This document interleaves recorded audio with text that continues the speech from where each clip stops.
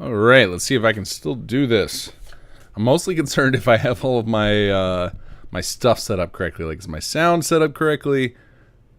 Is my streaming actually streaming, or am I just talking to myself? Do I have my plugins loaded correctly? Hello.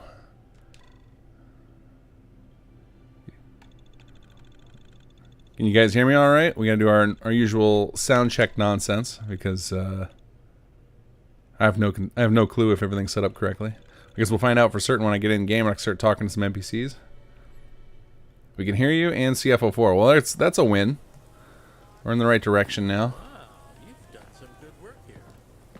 Quest your WI. Donate before things even get started. Did the last update SS2 somehow restore the long autosave problem? I asked because I had a 4 to 5 minute autosave before I walked into Diamond City for the first time. It shouldn't have. The code that caused that is long since gone, and I know not to do that anymore, so I don't think it would have snuck back in. We need more water. But I guess we'll find out today when I'm playing if it starts happening to me. I'm actually on a on what's the same code that's on the public beta right now. We're gonna give that a whirl and see how it goes. I don't think anything that I changed in it would really impact me at all. It was mostly, so far, if you looked at the patch notes for it, it's mostly just me fixing up CPD. I went through and played through every branch of that quest line again and tinkered with it, trying to make it as bug-free as possible. Now you can turn in the bounties in the next version, but... Hello, folks. Alright. Let's see, what were we even working on? It's been so long. Check that. No, that's all vanilla stuff. All vanilla. Oh yeah, West Everett, so we could do. I think oh, this is a quest I should put on my list of. I'm pretty sure the knowledge equals profit is like a 50-50 shot. It actually lets you turn it in. Let's see, our journalistic ethics. That's another one I gotta fix. Oh, we're still working on Commonwealth Rising. That's right. So we need to do the computer network upgrade, and we need a lot more engineering staff, so we can turn that on. Let's see. No, we're not doing that one. Although we could do this one because we want. There's a character we can trigger off of that. Let's see. Find the brewing machine. Wasn't there another one that's in? I must have maybe already did it. I thought there were two in Good Neighbor. Let's see here. We don't have to do that one, I don't think. Who's Ellie? Oh, is this the... This is the Far Harbor one, right? Yeah. Story of the Century, Dr. Piper, no thank you. And this is for Mr. Hansy, I think, but we'd have to go all the way to Nuka World, which we're not going to do. At least not today. Okay. Got a rough idea. Alright, let's bounce around to some settlements since we're in this little bit of pre-game time. See what we got going on. Man, I missed streaming. It was a sad couple of weeks there. But I think my throat is pretty much recovered now. A little bit of a tickle in there, but I think it might just be from lack of exercise. I've literally not been talking much the last couple of weeks. What happened to this thing? Oh, looks like it's probably going to be a CPD.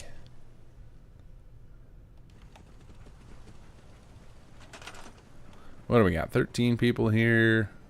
You guys desperately need some defense. Power, we're not worried about yet. Just need defense.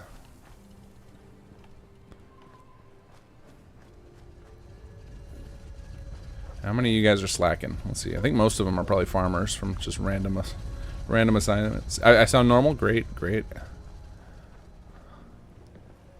Yeah, I don't feel like I've any voice problems. I just think my any pain I've got left over is probably just from not using my voice much lately.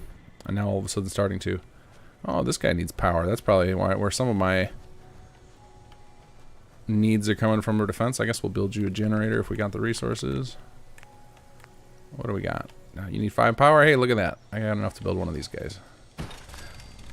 You know what else I should do while I'm touring these settlements? And I think I say this every single time, and then I fail to do it, is go... Wait, why aren't you updating? Oh, there it goes. 74 defense. Awesome. Is go raid the workbenches, because I bet there's boatloads of caps in them. Well, let's see what you guys got here. Transfer. Burnt mat. No, we don't need those. That's not very useful. No caps. That's shocking. Lots of purified water. I guess I could get into the marketing. Go flip that. You guys, I know you guys love to watch me spend all my time in inventory and playing with shopkeepers. That's riveting gameplay. Hey, there we go. We need that for our... I wonder what just upgraded that, triggered that. I must have had some sort of power plant upgrade somewhere.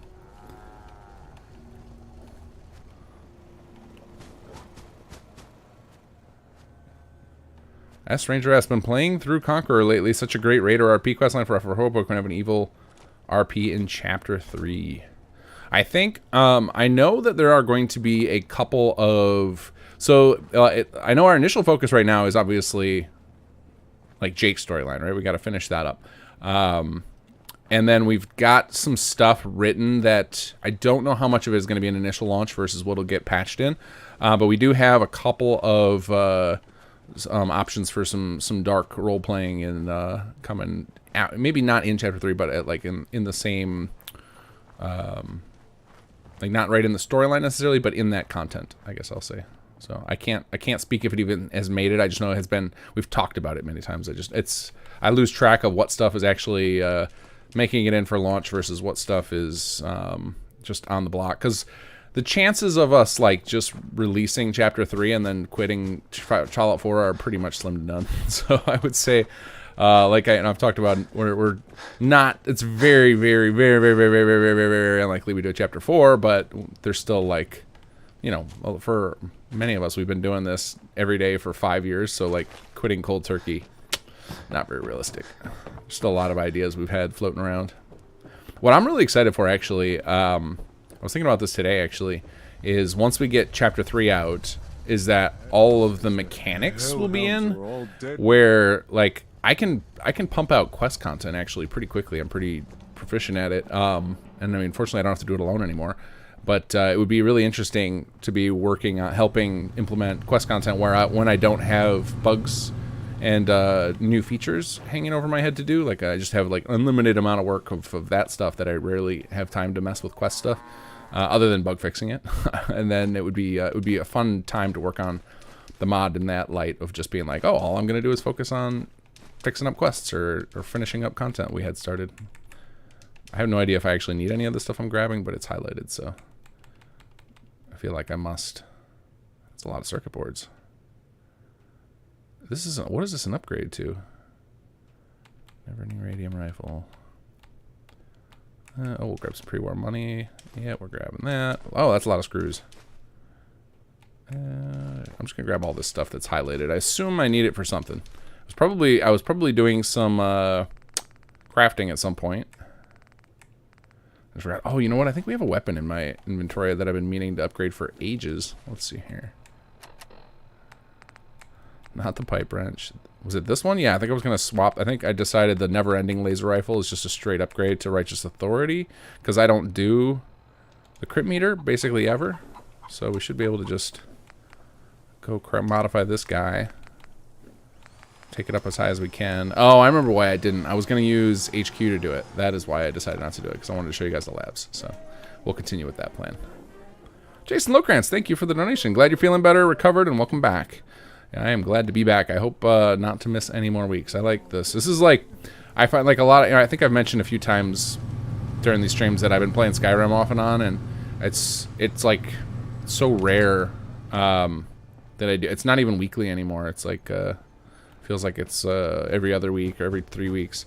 So like I'm almost not gaming anymore, except for this. This is like my guaranteed gaming time every week. So it sucked taking 2 weeks off of it. Although I did do some gaming while I was sick, just because I couldn't do a lot else. Like coding when you got a fever, not realistic. But you know, playing some mindless first-person shooters, no problem. Like I played through all of Prey. It was a pretty good game. They had some serious System Shock vibes. I have no idea why they called it Prey though. It was nothing like the 2006 or 2005 or whenever that game came out, Prey. I have no idea why they named that game Prey. Pretty good game, though.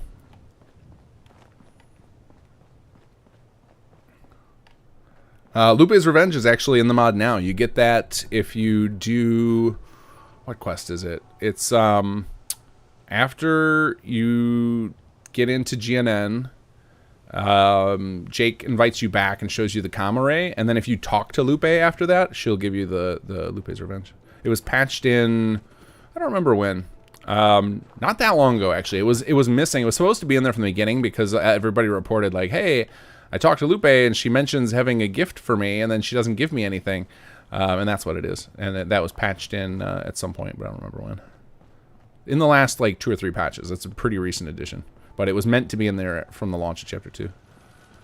Now I'm lost track of what I was coming here to do. I wasn't actually meaning to come to Concord, but... let's see. What's another settlement we can go check out? Yeah, why not 10 Pines and Zamonia? See what's going on over there. But yeah, I don't remember what... I think Lupe's Revenge has got like a built-in legendary of something to do with VATS. It's probably slightly buffed damage. Most of the special weapons we give, outside of the goofy weapons like the camera and the Vitamatic, but the like standard weapons we give are mostly just like designed for you to kind of mount on your wall. They're like memento rewards more than, you know, obviously... We're not going to make some vanilla type weapon that's going to compete with some of your mod weapons. So yeah, generally they're not particularly flashy or anything with what they do. Yeah, I could really go into the purified water business here with how much I'm picking up. I may actually go trade it all for shotgun shells. What's my ammo situation? I feel like I'm perpetually with fusion cells. I'm always good, which is kind of how, like, I usually don't do energy weapons, but I think it defaulted to my mid-range weapon just because I have I'm always running out of shotgun shells because I spam those like my life depends on it. All right, what do you guys need here? Can I tell you a little about Chapter 3? I think I've been pretty... There's some stuff I can tell you. So, like, I'm trying to avoid spoiling story details, but anybody who's played through... You are loud. Anybody who's played through Chapter 2 now knows the direction we're heading, which is we're going to take you to war. And if you've played through Conqueror for SS1, then even if you didn't play Conqueror's Raider storyline, if you just played if you played with Conqueror and a faction pack, you know kind of the idea of the mechanics that we're bringing forward for Chapter 3, but they're going to be much more polished. Like, I would say the difference between Conqueror and Chapter 3 is going to be like the difference between SS1 plots and SS2 plots. Like, there's just, you know, we did a lot of polish. We, added things like these icons for better quality of life. Like, there's just a whole lot of improvements. We basically took every aspect of Conqueror and, like, looked on and how we can improve it, and then we integrated it with a lot of the systems that are new to SS2. So far, I think it's shaping up really great. I'm really excited to get you guys Chapter 3, but we're still a ways off because it's a lot of work. It is, and like, I think part of it is, part of the time thing is everybody's afraid to disappoint you guys on the team. So, like, everybody's, you know, kind of going slow and steady to make sure, especially our writers who are just like, you know, they don't want to drop the ball in the final act. So it's slowly coming along, but I'm sure we'll have some trailers soon. I know we already started planning trailers. We just haven't gotten to setting them up or filming them yet. John Geddes, hey Alan King Gath, I've really been enjoying all the content, and my audience on Twitch seems to be enjoying it as well. That's awesome. Man, I love seeing people stream. Who's the person? Somebody's been tagging me like every day when they're streaming SS2, which I'm always excited to say. I think it's Rufus. I think that's the name. But it's always awesome to see people playing the mod. It's actually a little, like, freaks me out a little bit. It's like, man, people are playing stuff that I had a hand in making on stream. It's just a weird concept because ages ago when I started modding, like, almost nobody played my stuff. It was mostly just like little piddly stuff I released or kept to myself. So even though it's been many a year and put a lot of time in. It still is weird to have people like publicly playing something I made. Oscar Fry, can you please make it so Jake has the option to upgrade his laser pistol to a laser M60 machine gun? Because we do a lot of like outfit swaps and stuff with the characters. It has, it's definitely come up in discussion about like how do we make the characters upgrade their stuff over time. Unfortunately, there's something really weird with the way the creation engine is set up. I can't figure out. I feel like Bethesda must hard code it for their NPCs. Like, why is it that Preston never just drops his what do you call it? Was it laser musket? The laser musket thing he's got. And but every other NPC, as soon as they find a weapon with higher damage, they grab it. And that's why if you like leave a rocket launcher or a fat man laying around, your settlers will grab it, because the base AI is set up to just grab whatever weapon does the highest damage. And so for the companions, it seems like they don't do that. But for all of our custom NPCs, they all seem to play by those rules. It's really irritating.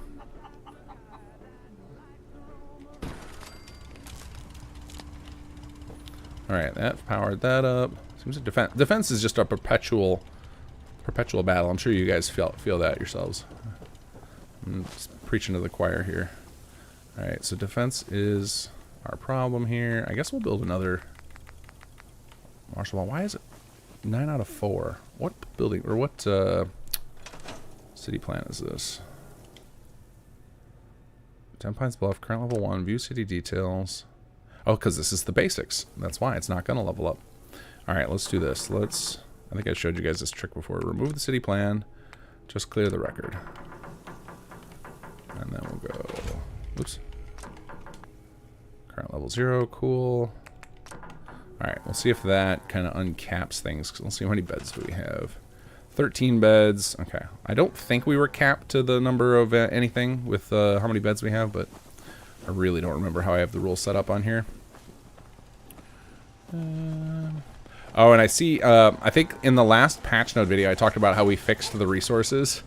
And as you can see on my screen there, my resources are still broken. And a couple people pointed out during the patch notes video that it was like, while I was talking about how it was all fixed, it immediately started breaking again, because it would fix itself for a few minutes and then would shortly after break again. And when I was testing, I saw it fixed and I was like, great, it's good, and then closed it out of the game. And then when I went to record the patch video, I was like, oh no, there's still problems. But we're still working on that. Hopefully for next patch, which will be, as of right now, the plan is for next Friday. It was supposed to be this Friday based on my normal schedule, but because I got sick, I lost a week, and that threw off my schedule. Like, I only have so many hours a week to actually mod, so I lost a full week of those hours of, it works out to be a couple hours a night, so 12 to 15 hours I can get a lot done that I lost. So it's gonna get delayed a week, but you'll get more fixes out of it. There's actually a lot of really good fixes in the patch notes for the public beta. Those of you guys just tuning in, if you're new to this stream, I usually don't actually get into anything interesting until 9 o'clock right now. I just kind of fiddle around with settlements until 9, and which is, I see, is happening right now. But yeah, if you're new here and you're wondering what the hell I'm doing, I'm just kind of killing time till 9 while I get my bearings in the game. All right, welcome everybody. I had missed streaming. I hate taking multiple weeks off for no other reason than this is just like wonderful, like, wind down time for me. And it's fun to connect with you guys and to find bugs in the mod and slowly work through them all. But if you have not watched me stream before, just a heads up on how I roll. I tend to be really bad at splitting my attention, so I just don't. I tend to just focus 100% on the gameplay for about an hour and a half to 2 hours, and then I switch gears and focus all on you guys. So chat gets left behind quite a bit where I'm just not paying attention to it, and then all of a sudden I'll just focus all in on chat.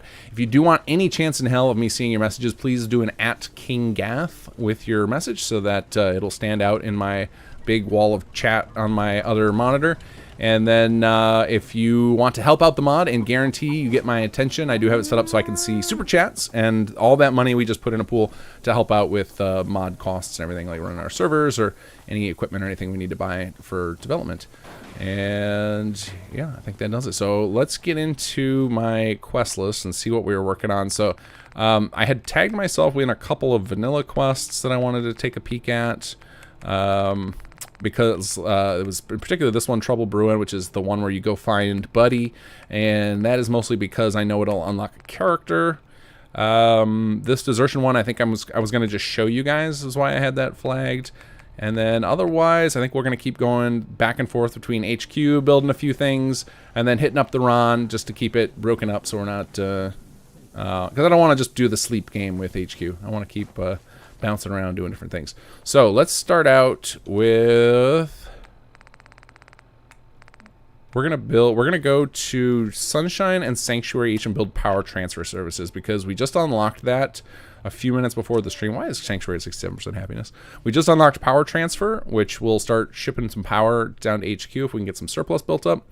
And that is one of our objectives right now, because I do want to complete Commonwealth Rising here at some point. My coffee machine broke this week. It was a very sad thing. I still haven't bought a new one. I think I'm winding myself up to invest in a nicer one.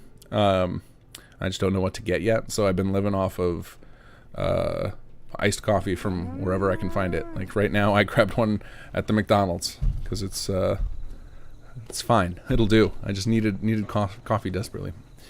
Let's see here. So we need to figure out, well, first of all, why is happiness down?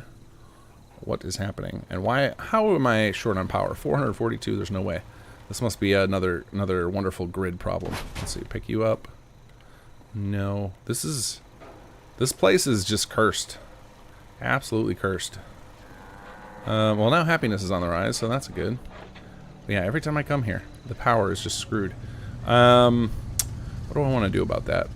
Like, part of me wants to just scrap all of the power wires, start over. I think I say this every episode. We'll go through the rounds because it's been a while. But we're gonna do. All right. Well, we at least got a lot of power there. We know, so we know we're at least have the possibility of sharing power. Just something in here. Oh, like this recruitment beacon is not powered up, which is weird. Let's see. How about you? No dice. Nothing. Well, at least my water plot's getting power. All right, we're gonna scrap you. Build another one.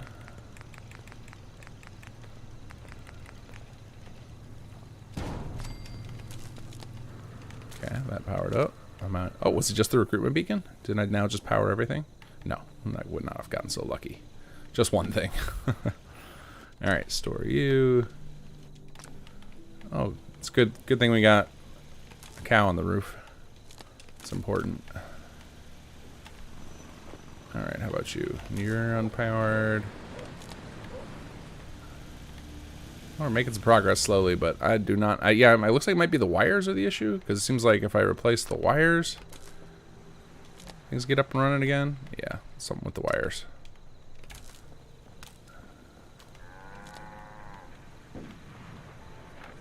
You're toast too.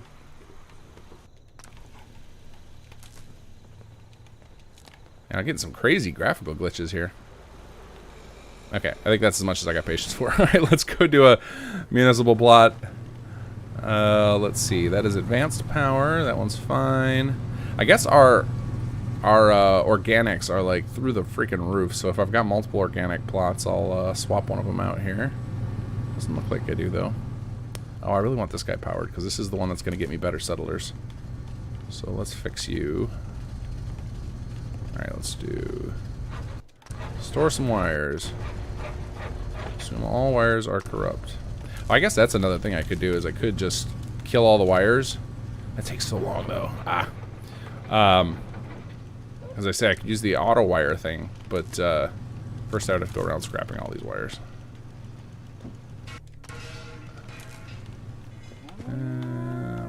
Here. Just want to get this guy over here powered up. There we go. Okay. How about our... Is our defense all good over here? Yep, they're just unhappy. That's fine. You guys can be unhappy. Alright, let's build a... I was going to swap a plot, but it doesn't look like I have any I want to get rid of. I guess this hospital is not manned for some reason. What are you doing, buddy? Let's pop out of here. Oh, you're our power plant engineer. Yeah, I'm not taking you off of that. Alright, I wonder what happened to our hospital worker. I probably sent them to HQ and just forgot. That's probably going to be the case for any of our plots that are empty. Shows the worker went off to HQ. Alright, let's do municipal. I guess I should put it over here in our little industrial sector. Seems like an appropriate plot for that. Block off all the pathing. Put it right on top of the power pole. Seems appropriate. There we go. Come on, Sam Setzer.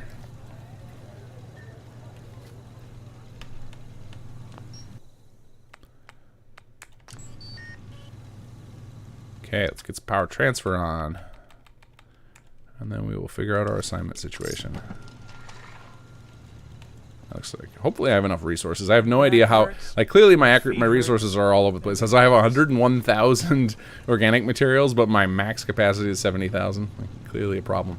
Hopefully it'll let me spend out of that 100,000 anyway.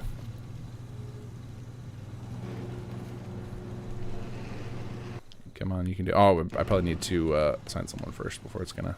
I think it asks me anyway, though. To Diamond City one of these days. Let's find somebody who's not doing anything useful. Yeah? Oh, you're a visitor.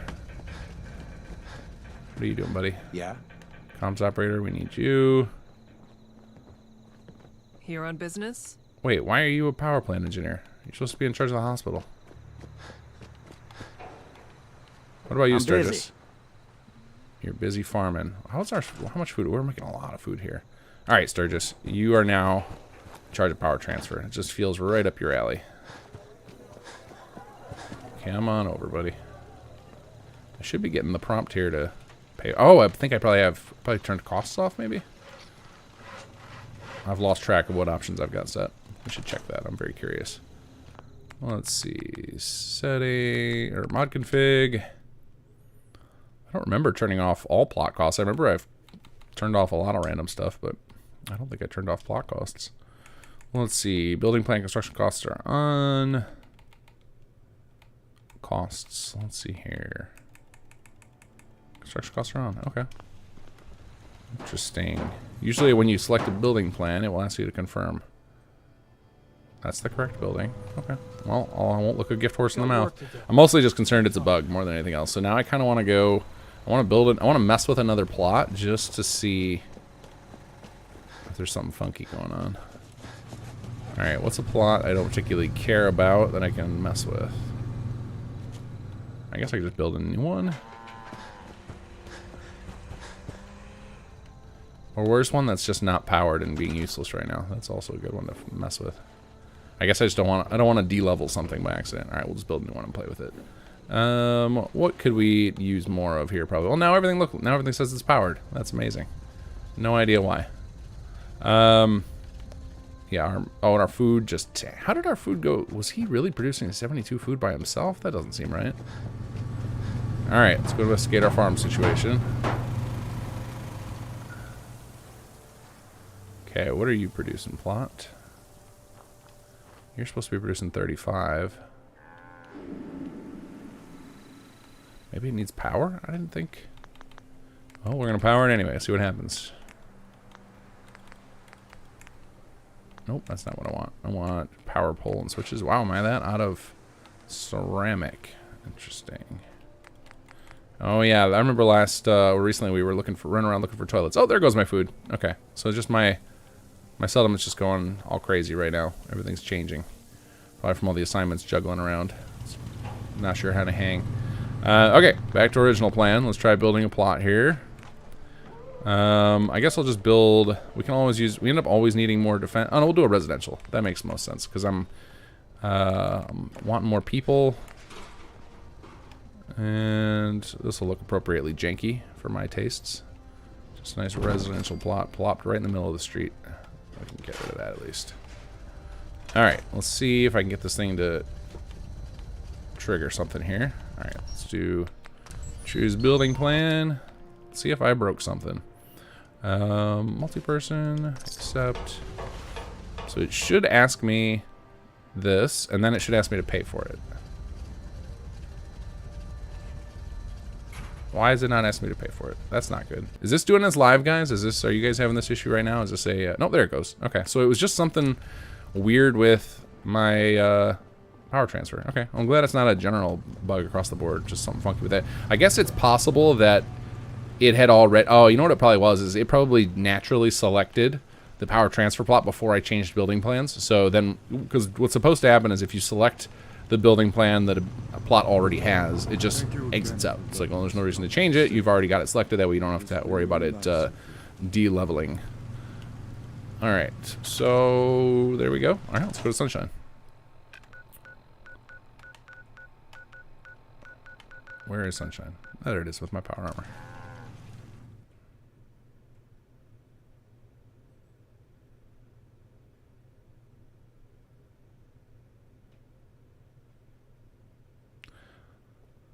Alright.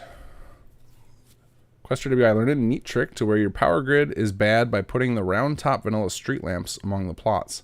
And if it does not light up the ground, the power grid area is bad. Yeah.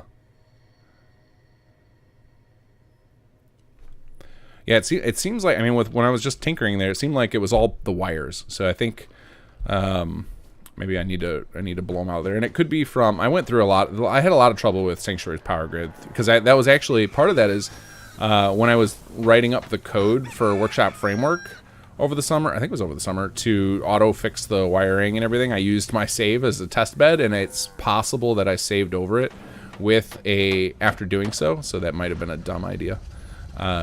So I may have caused this pain on myself with Sanctuary. Okay, icons are disappearing. Looks like we have some serious power issues here, so not going to be a great place to pull off power transfer.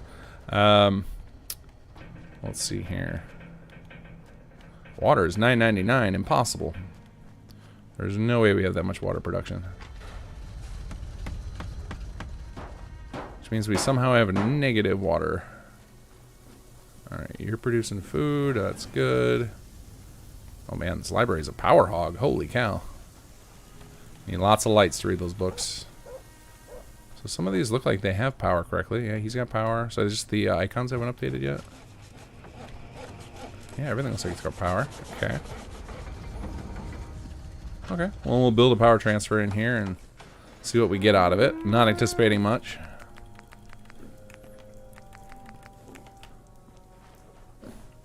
Alright. Where are we going to stick it? Wait, did I already do this? No, I built a little power plant. That's right. I guess I could swap that. Convince the deserters to return. Oh, we must have got some more deserters if we're getting that objective again. Do I just swap that out? How much power am I generating? 225. How much is coming? I don't remember how much is coming out of this little guy. Let's see.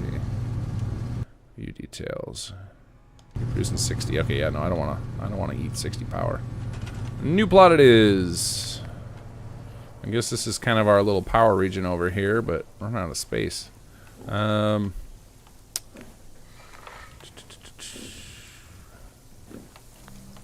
I guess we'll try and can we cram it in here? Any room? What do you guys think?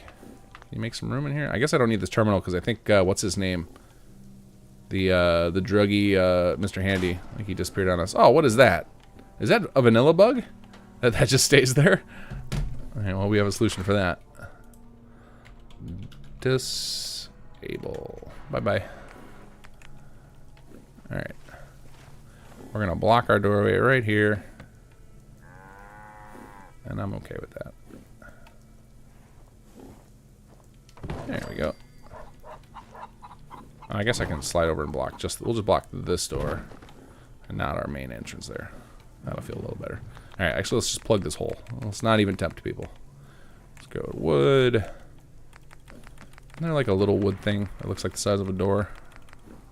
Yeah, this looks nice and janky. Oh, it was actually green, like I could have proper placed it a second ago. There it is. Ta-da! Always meant to be. Alright, let's do... No, no, no. Don't build yet. No, we want power transfer.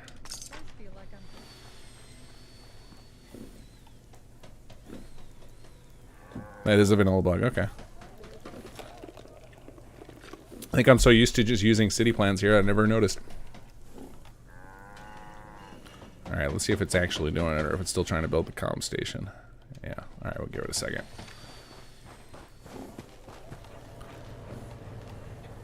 Alright, we're waiting for that. Let's see where we're at with jobs and everything. Do we have room? I mean, clearly somebody's got assigned to that, so that's awesome. Do we have... There we go, pay and build. So it looks like we have no other available employees, so I shouldn't really go crazy with building anything else. I guess I could build some recreation here. I don't think I have a ton. Make sure that happiness stays high.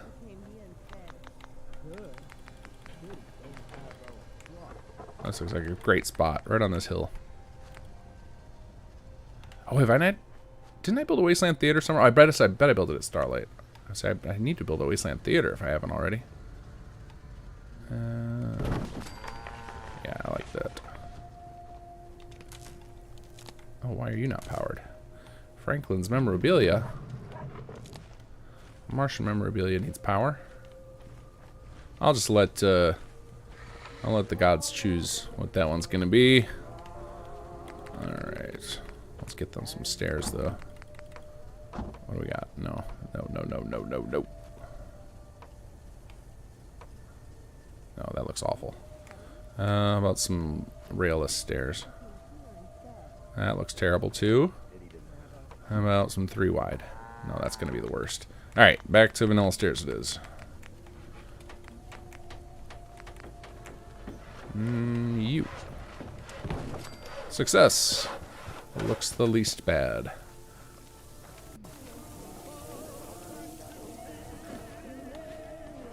Alright, this thing's coming along nicely. Okay, there we go.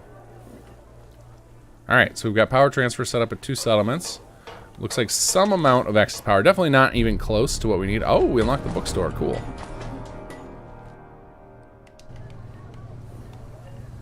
I've barely built any commercial yet, so it's gonna. We'll probably start triggering those on the regular. I wonder if it's something just upgraded level 3 that triggered that. The reds bring out the flavor. Okay, well, let's head back to GNN. I think. Oh no, we're gonna go get a deserter. So let's see. Find the brewing machine. Convince the deserters to return. To Good Neighbor we go.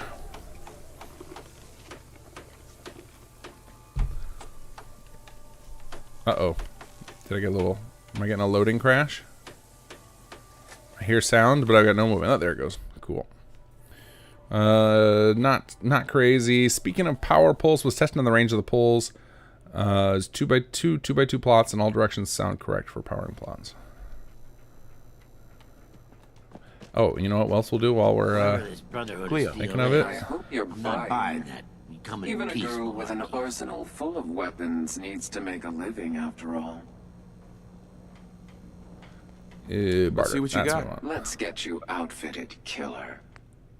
What do you got for me? We need lots and lots of ammunition. Shotgun shells. I'll take them all. And let's see. What did we just collect? We got into the purified water business, right?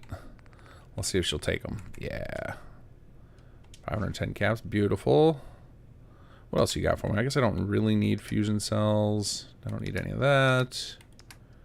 Nope. We'll keep it simple. We will just sell you junk and take all your caps. And that will make me happy. What else do we have here that I don't need? I end up grabbing all sorts of junk. I guess I'll just keep going with the sell off random ammunition and stuff I'm not using. This is everybody's favorite part of my streams. Me nickel diming every NPC I find. Why did that take back so much?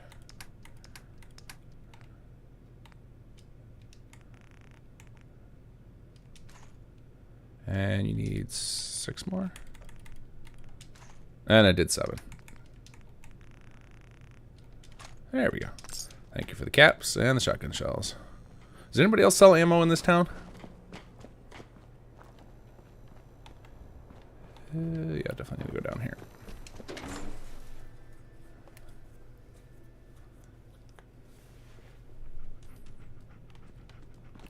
Oh, do we got 2 deserters down here? Keep that in mind.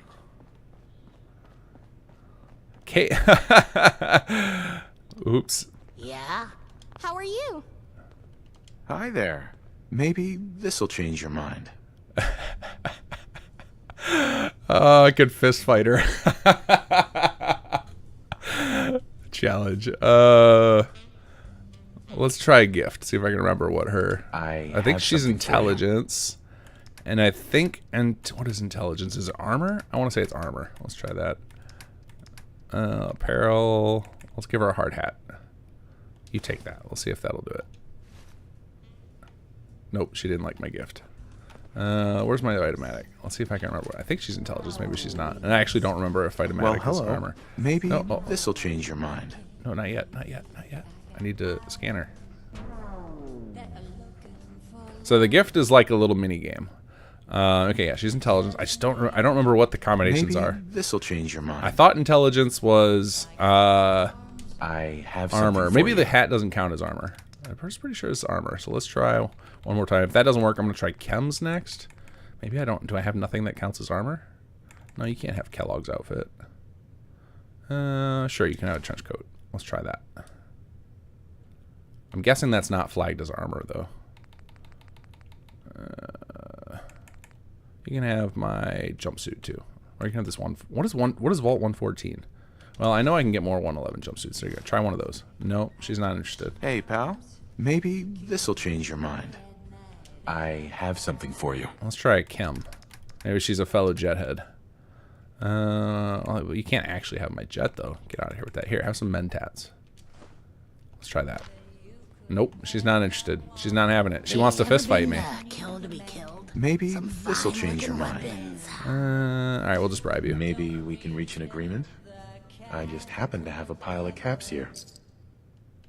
Accepts your bribe. Alright, now who else is gone? Because you're getting punched, settler. Hey, maybe this'll change your mind. You're getting I challenged. Knew you were a quitter. That's what you want. Oh, look. She aggroed too. Over there. She's got the red. Is she gonna come join the fight? We're all paying for it now. Down another gun. Everyone's gonna have to step up next time we get attacked. Oof. Yeah, I got you. Come over here. Come over here. Let's not accidentally hit somebody.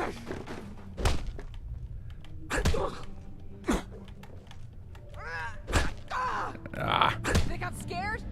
You should be. You're losing. I've got all the toughness perks. Another one? Or is that just one we got completed? Because I think now I only have one marker. There we go. Settle acknowledges your strength. It's heading back to GNN. Okay, alright, we need more living quarters. Alright, so wait, what? Oh, she just like teleported over there. I was like, wait a second, is there a second settler? What's going on here? Step through the gate. Alright, let's head back to GNN. I'm gonna have to look in. I gotta look in my code later and see what the gift thing is. I thought I'm 90% certain it's armor for intelligence, but it is very well that the items I tried to give her just aren't tagged as armor in the game.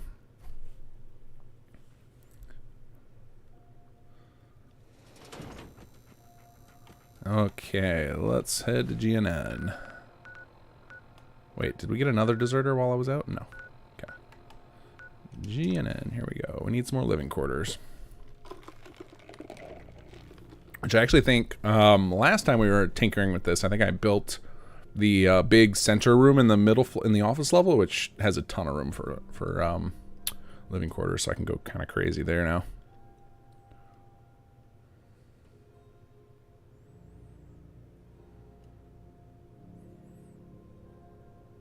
Fight the challenge. Fight the child challenger for the honor of leaving the ASM cult.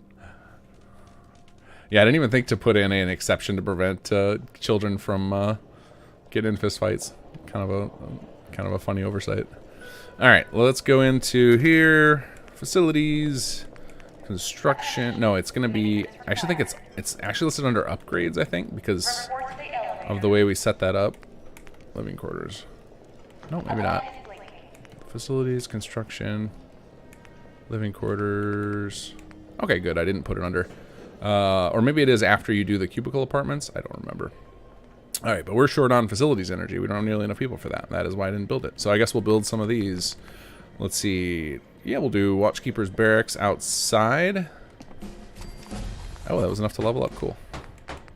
Do we have enough energy for another one? Not a 4-person. We could do a 2-person, but I'm gonna hold off for the 4-person. I'll just wait till my till that one's done building. All right, what else can we do while we're waiting here? Let's see. We got engineering energy galore. Look at all this stuff we can upgrade. Upgrade other. We need more for computer network. Administration archivers. +1 admin job. +1 admin job. Yeah, what's this gonna do? Let's say more power usage. Okay, I don't want that right now. What do we got? Water treatment plus max water engineering. I don't think we need that yet. Yeah, we're great on water. Living quarters. I don't need the fire. I want the fire escape, but I don't need the fire escape. So we're gonna hold off on that. Improved lighting. What's our food? Our food is good right now, so we don't need any more cooking stuff. I guess we could do. Let's clean on my facilities energy is going to be used up. I guess it'll be over in a second. Everything's set. I've got the fast mode on, so it doesn't really matter. Yeah, let's build some turrets. Why not? We got engineers not doing anything. What do we got? They need a lot more engineering energy. Okay, and there's facilities again. All right, we're going to exit out. Let our energy recharge properly. If you've ever run into that HQ, you're building along and it shows up at the top that you should have energy left, but it's not in command mode.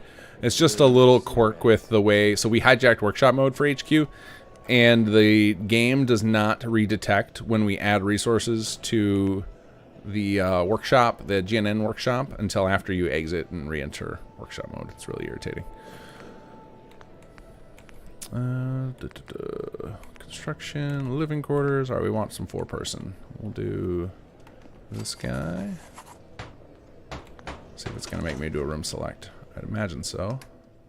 Yep. Oh, yeah, we set all these up for it, so we'll do... Wait, that one should be...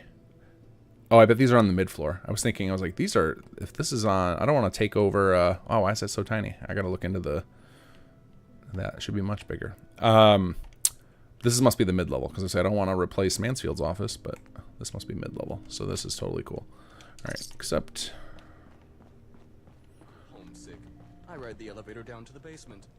Barely swings 2 ways. Okay, let's see here. Okay, there goes the facilities energy up. Okay, we're now up to max 32, and then when that finishes, we'll be up to max 36, so we can go get more engineering staff now. Let's see, what else can we do while we're playing around in here? Well, we got all the security personnel. Let's put them on patrol if we can. Let's see, we need more food. Why is it not giving me more food and water?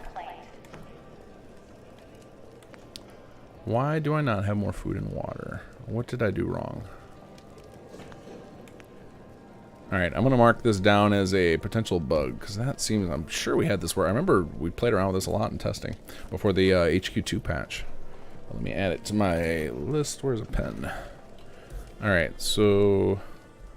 Patrols... Show... No... Food and water... in HQ. Very odd.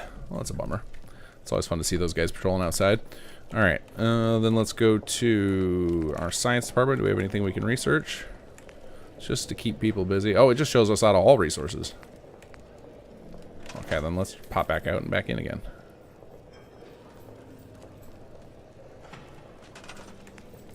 Okay, now we're getting some resources back.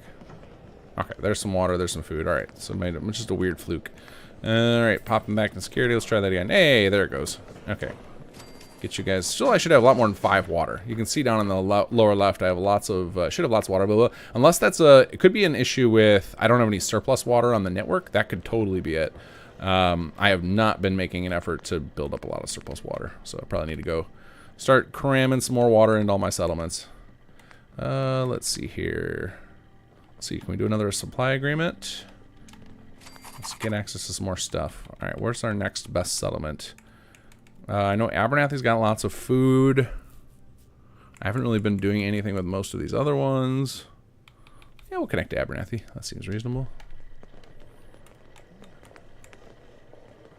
Okay, there's a chance of infestations. No, I want some infestations. Those are fun. Alright, let's go build some more. More living quarters.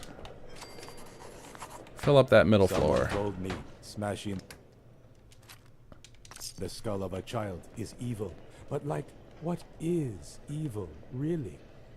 So I smash his skull too. I'll have to have you go fight Katie for me. You want to fight children? You a freak. And I'll follow you. All right, we got enough. We got enough living space now. We can go recruit some more folks because we need to get our engineering staff jacked way up. We only have 3 people in there. We need significantly more. Oh, I guess I could have fast traveled out, but I guess I'll go. I can use this opportunity to show you guys exterior constructions. I don't think I've done any yet. I actually kind of want to. I want to build this front area right here. These are probably gunner turrets. Yeah.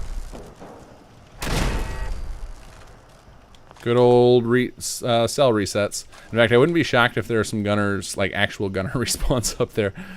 Alright, I'm going to wait till my resources go back down again, because I actually want to try building this front area, because it'll actually add like a ladder right up here, so you can climb right up and go see the rest of your rooftop easily. Otherwise, for now, I can run around over here and climb up the fire escape. I mean, I should also do the scrub all these filthy gunner logos off the building. Up we go. Let's see, are there any gunner respawns up here? Hey, there we go. So we built our little, I think it gets locked. Yeah, because again, the cell reset. So even if I had, although I probably just never picked this lock. Yes. And that's fake. There we go. Some folks can sleep in here. Hopefully our security staff. Lock and load. Yep, there it is. Oh my God, there's got to be gunner respawns by now. Oof. Nasty. Anybody else? What? Yep, there we go. Hey, bud. Why aren't you dying to the laser? Oh, he died nicely to shotgun. Anybody else? We got a free hug here for you. Come on out. Oh, I already did build some stuff up here because these right here, these really simple things were something. I think we called them. I don't remember what we called them. Lookout post or sniper post, something like that. We went real minimalist with the design outside because we not want to be crashing people's systems out here. Okay, why does it show my stuff in the red? All right, let's pop into command mode out here. 39 still.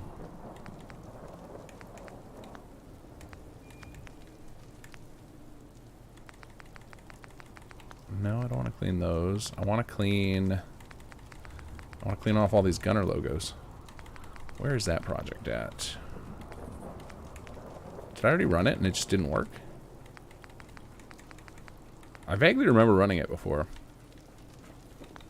Maybe there's some that I just missed when we set this up. So for the gunner, for the scrub and the gunner logo, we had to like manually go find all of the gunner logos that were outside of the building that we could get rid of. Let me see if there's a few I know of right offhand. Let's see if they're gonna like that. That one should be gone if I ran the project.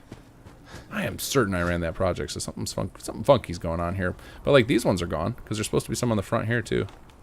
So maybe it's just a couple got missed. Let's see, is this one gone over here? Yeah, this one's gone. There's usually one right on this little thing. Okay, so that kind of worked. Kind of worked. All right, let's see if we can build this from here. Room construction. Welcoming courtyard. Wow, that is very large, right in your face. Guess I was not very consistent with the scaling. Oh, not enough admin energy.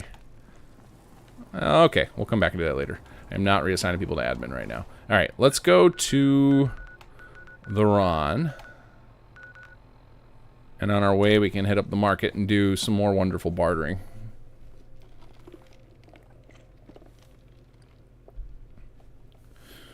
Yeah, not crazy. I actually did build. I have all of the stat training at Sanctuary, so presumably there should be a few super settlers there because that's the settlement I've been working on slowly forever.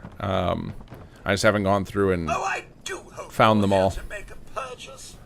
It's what I live for. Let's see what you got, buddy. Sure. Let's take a look. The highest quality available. Give me your shotgun shell. Oh, did he have jet?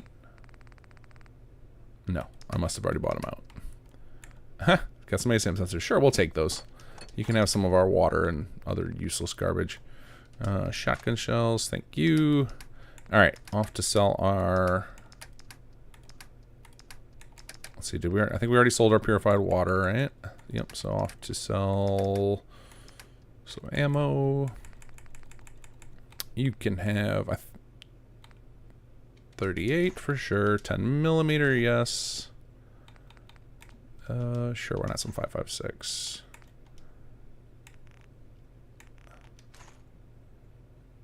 Oh, I guess you can have all of those. 321, we're pretty close. Come on, give us a couple more. What do we think?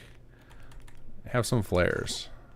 Beautiful. Plus 325 caps. Should be plenty to pay for the Ron here in our inventory.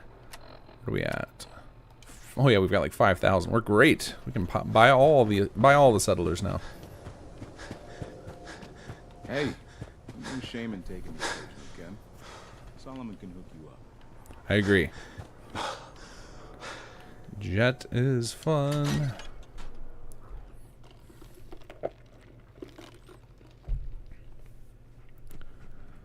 Bird up. In the future, will there be any new tiers of plots like advanced and high tech? I mean, there already are the advanced and high tech that we have for the 4 resource types. There are a lot of new plot classes coming in Chapter 3. Primarily new martial classes. All right. What's the word? Hey there. Welcome to the Ron's Information Emporium. How can the Ron help you today? Give us some settlers. I can find someone? Looking for talent, are we? What kind of attributes you in the market for? I'm looking for someone. Alright, so I think last time we tried strength and it's still showing up for some reason even though there's nobody there. Let's go endurance again. Tough. Say no more. This is who you're looking for. Come back again. I still can't believe that I haven't run out of settlers yet. Like, it's crazy how many characters were written and recorded. I can't even remember all of them. I can think of a couple that I know we haven't seen yet, but I'm like racking my brain trying to think of how there are at least 3 more.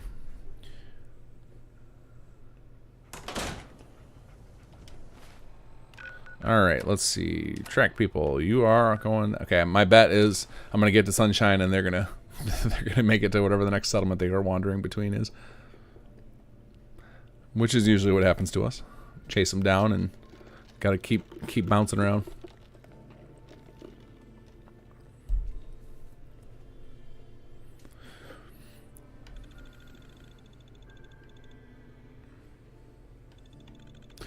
Jay Johnson, the voice sounds great. Glad to have you back. Thank you. I'm glad my voice is sounding good. It feels better. Man, it was brutal for a little bit there.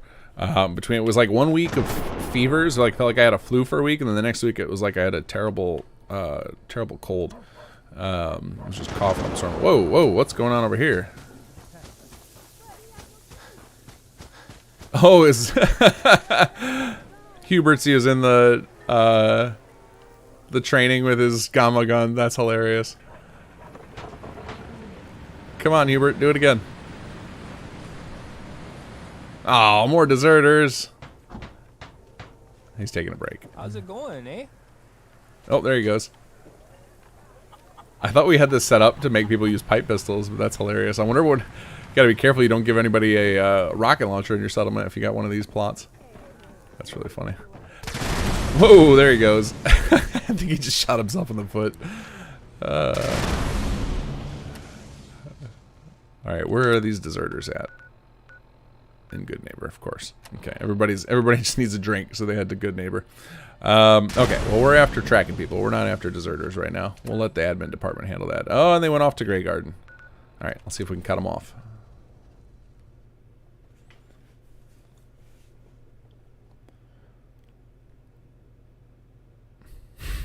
Yeah, HQ needs some bars. More bars. Not crazy without getting exposed to the team comp with any ideas to what to use Jake's shop for. I don't think anything's like made it through to like, yeah, let's actually do that. There's just a lot of jokes about different stuff. My push has been for it to turn into a bar, because it's got the big bar counter in there. And oh, hey. I also would really love to see a Ron story arc where he retires from the information business and becomes like a bartender or something, but I don't think that's in the cards. That is not happening because I am not in charge of the character development.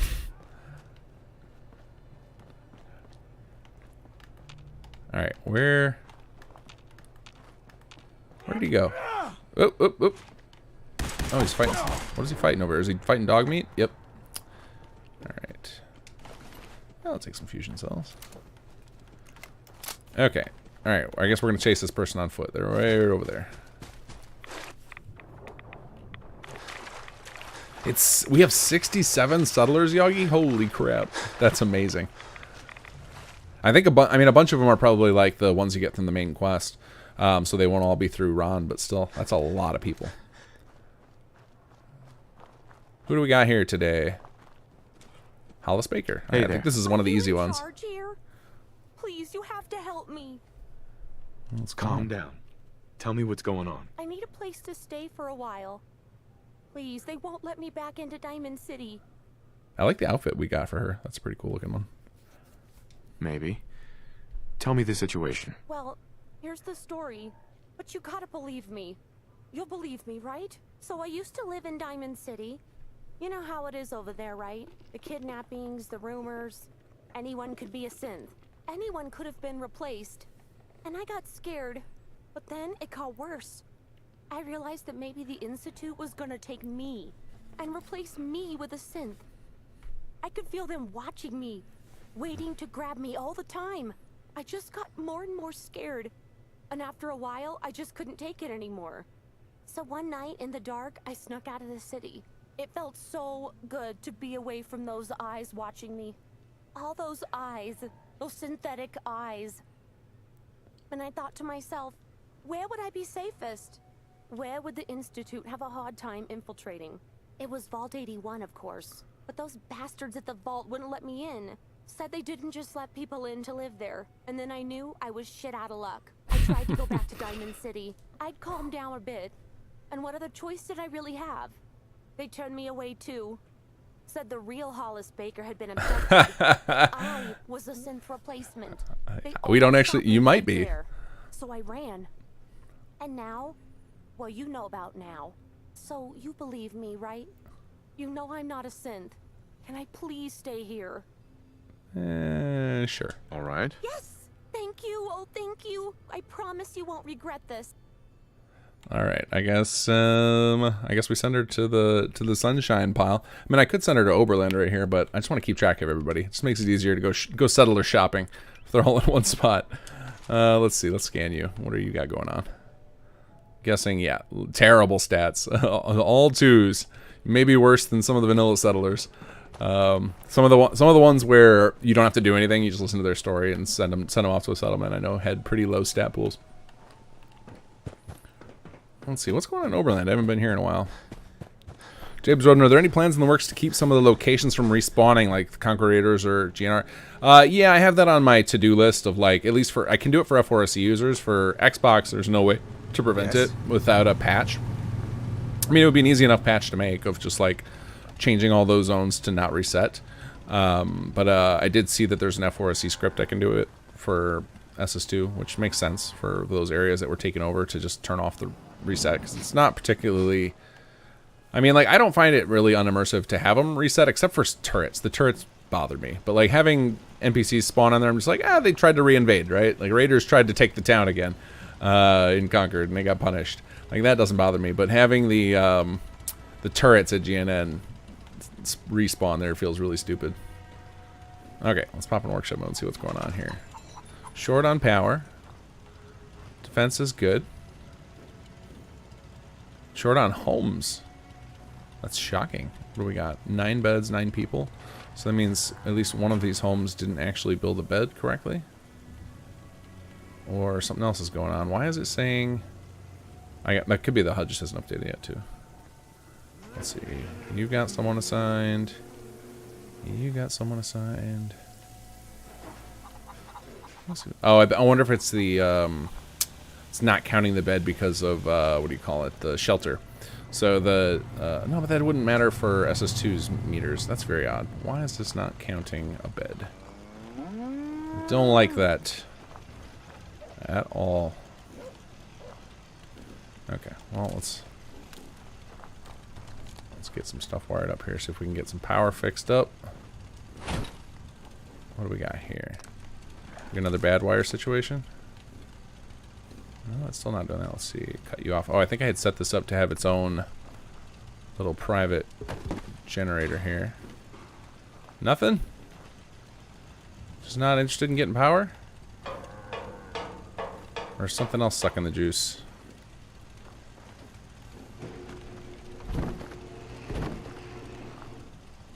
Not that, not that.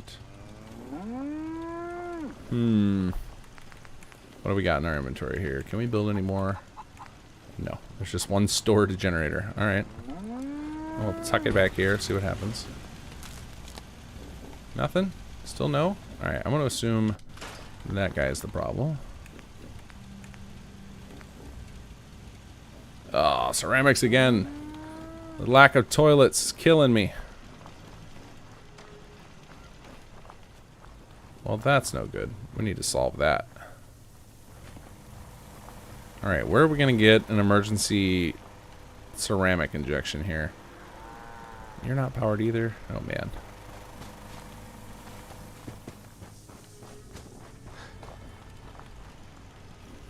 Oh, man, our resources are crazy.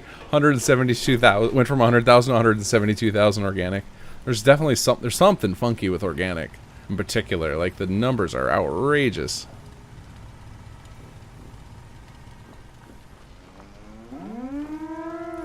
Alright, I think we're gonna, because I don't want to spend all of my time hunting for toilets, we're just gonna God mode to fix this. Unless we're just fixing a bug anyway.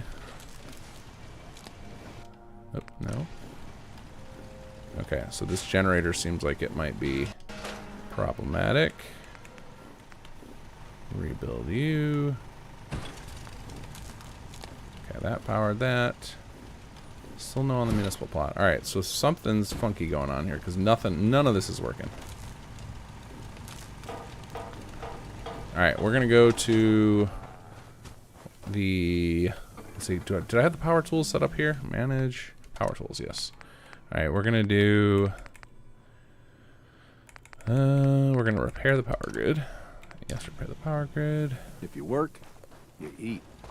It's as simple as that.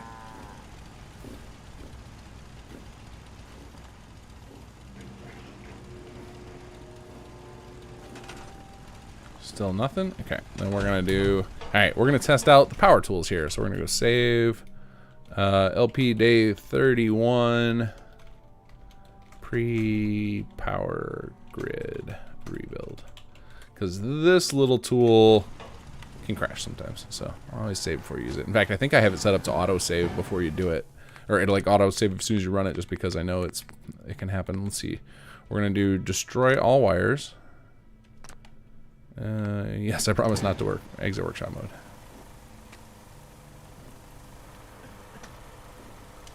Didn't even put me in workshop mode. What's going on? That's probably just slow. Give it a moment. Wait till all these wires disappear. So this little tool basically scans the settlement, deletes all the wires, and then I can run the auto grid. Oh, there it goes. Something funky going on. There's the crash. I'm glad that's why we backed up. That is why we save. This is one of those, I hate the power grid so much. I hate it. Like, I love the idea of it. Like, the actual running the wires and stuff can be interesting, especially when you toss in, like, some of the little toys they added in with some of the DLC, but, man, it's so buggy. It is so buggy.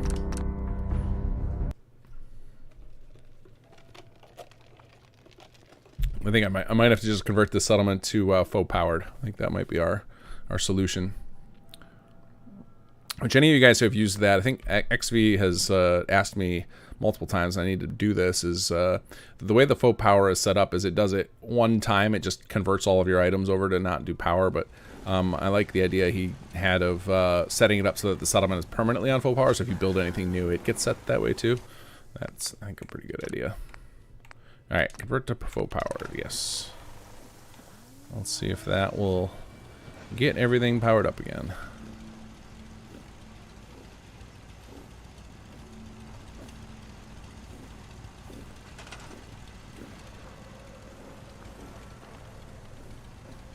Okay, so what this is supposed to do is make it so that... There we go, yeah. So now nothing actually requires power, and it should just show that it's in the green. Alright, so let's exit out. Now it'll still... I don't know how long it takes for the meter to update, but we're going to give it a second here.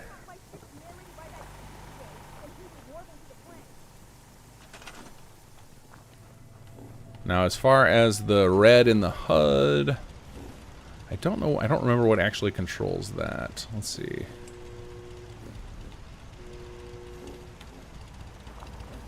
Well, either way, the biggest problem, I just wanted to make sure our caravan was powered up, so I'm not going to spend much more time thinking about it. Let's see. Yep, you're powered. You're powered. Everybody's powered. Just the HUD doesn't believe us. Okay, well, we've got a lot of good meters on the left there. I guess we can build one more home before we go. Hopefully we'll attract a few more settlers while we're gone.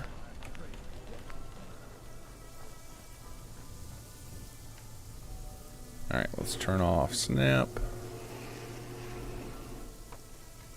No. I mean, do some serious underground building here.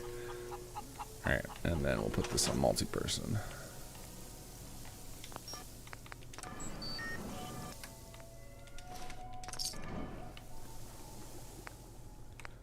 Sure. And then I gotta pay for it. Oh, hey, look, our resources look correct finally.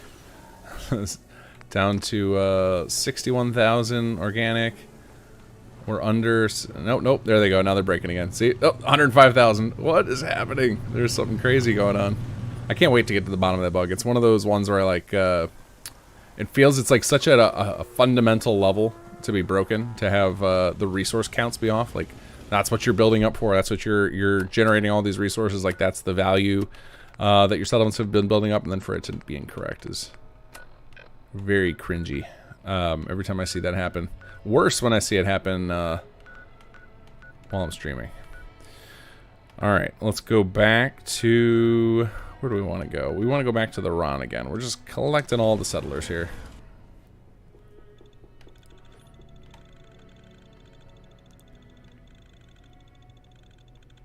So one of the reasons that I keep building up, making sure we got beds and that we can recruit more people is that as I start gutting the settlements and taking all of our best people out, I need to be able to replace those folks with vanilla settlers to handle all the plots so that my resource network doesn't just collapse.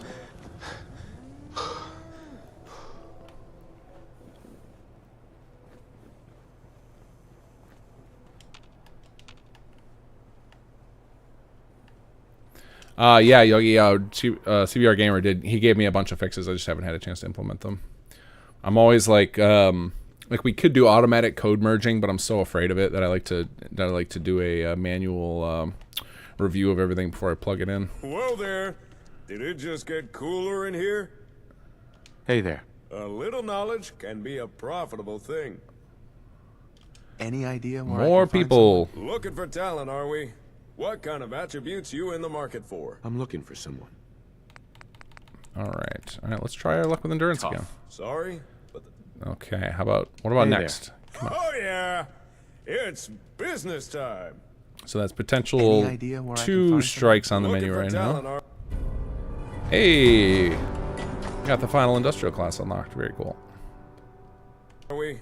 What kind of attributes you in the market? Oh, that means we can actually build the distillery now. We can go do that quest. Actually, I'm going to wait on that, though, because we've got somebody working on something for the for that quest, actually.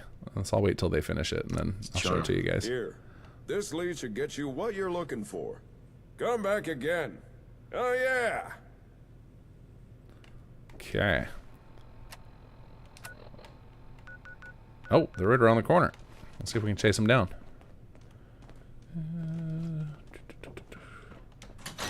Johnny Dane, there are some wall plots and whatnot that show up under multi-person housing. Can those be moved to some other category or their own category? I don't know what do you mean by a wall plot? There's none in that must had been done by an add-on pack, I'd imagine. So you would have to ask that add-on creator, because there are definitely no in SS2 or Chapter 2. There are definitely no wall-only buildings. Okay. Yeah, I think we can chase this person down. They're not that far. Nothing to see here. Fire swatter, the game changer. Who needs a haircut? Everyone needs a haircut. John Gates, whoever get a chance to confront Berman, the one arrogant gunner, Algernon smacked around inside Vault 25 and possibly off him. I mean, that's already, you get an opportunity for that already in chapter 2 during the quest line. But you can let him escape. I think that's what I did. Mostly because I like the idea of letting him live on my save, so that way we can see what the heck Sir Rick has planned for him in chapter 3. Because there's no way you let a douchebag like that live without having some follow-up, right? Like, he's gonna have some optional role in chapter 3, and I want to see what it is.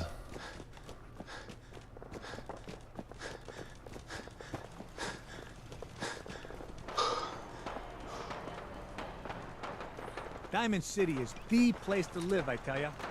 You made the right choice coming. Oh, we got some super mutant battles going on.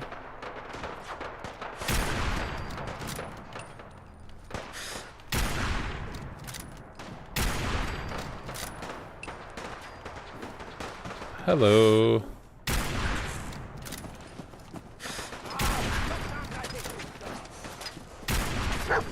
Oh, we got a legendary. Where's it at? Let's see what kind of garbage drop we can get out of you, buddy. Oh man, you have no hit points. We're gonna be extra garbage. Oh, I can't believe I missed that one. Oh, you're fine.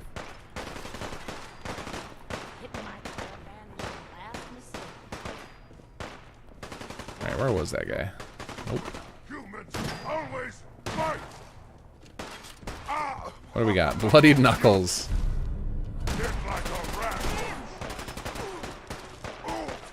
Glad that's over. Alright. Now, where's our settler we were chasing? Got distracted there for some Bloody Knuckles. How do we get out of here? Trapped in super mutant meatbag hell. Wait. Hey, Cricket. Hey, Cricket. Got a hankering for melting face? Then I'm your girl. I've got a few minutes terrifying. to browse. A part of every big purchase goes to planting little bitty trees that I'll blow up in your honor.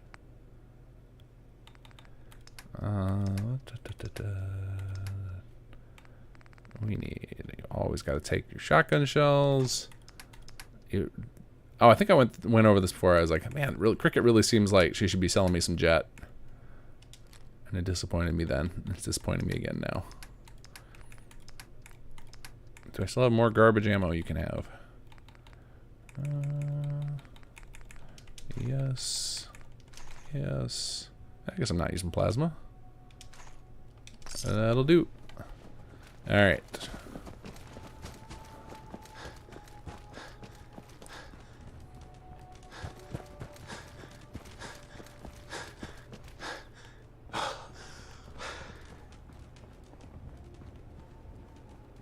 Oh, they must be going to Hangman's. Okay, cool. We haven't been here in a while.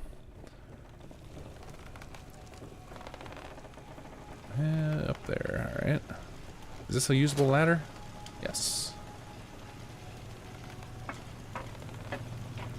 Man, after seeing Nihur's ladders, these feel so pathetic. Wait, how did you get... What? Ah, here we go. Hey Excuse there. me. You, I've heard of you. Heard you sweet talked your way into Diamond City right in front of no good McDonald. Would have loved to see that. I used to have a stall there. Till the mayor ripped me off and ran me out of town. I'd sure like to get one over on that bastard. Say, maybe there's an opportunity for both of us here. I'm a more than capable shopkeeper willing to set up in your settlement for a price. I might be interested in buying or selling. I knew I'd like it here. I paid a deposit to run my stall in Diamond City. When McDonough gave me the boot, he refused to pay it back. That's where you come in. Get my deposit from his grubby hands and I'll set up shop. Might get my hands on some rare stock if you don't kick me out like no good McDonough did. Storming the mayor's office. Sounds like a ground assault will be necessary then. What? No! I don't want anybody getting hurt on account of me. Geneva's a friend of mine. Something happened. Oh, I get it. That was a joke, right? Right? I'll try to get it back here in one piece. All right. My deposit is somewhere in the mayor's office. Look for the extremely rare giddy-up buttercup. You'll know it when you see it. All right. I think this was like the very first unique settler we set up. I remember this one being in there for a long time, and we had a lot of we were still trying to figure it all out because I had not done I'd done a couple of quests in Industrial Revolution at this point because we were working on SS2 because any of you guys have been playing for the long haul, you know, like obviously I've done a lot of quests now, like between Conqueror and the great big R&D patch for Industrial Revolution back then. But when we were first working on SS2, we'd been working on this for a long time and side by side with a lot of SS1. This character was one of the first ones, and like for the longest time we couldn't get this working for some reason. I think it was we were having trouble figuring out how to add stuff to the vanilla game areas without creating vanilla edits. Like that was like I was a real stickler about that. I was like, I just don't want to have to deal with mod conflicts. Like I don't want to be the cause of mod conflicts, so we just never would edit anything. We still don't, but we've learned since that you can add stuff to cells and it doesn't really cause any issues with mod conflicts. But at the time, I don't remember what it is about this, and we'll find out. Maybe I can remember when I get up here and see it. Up we go.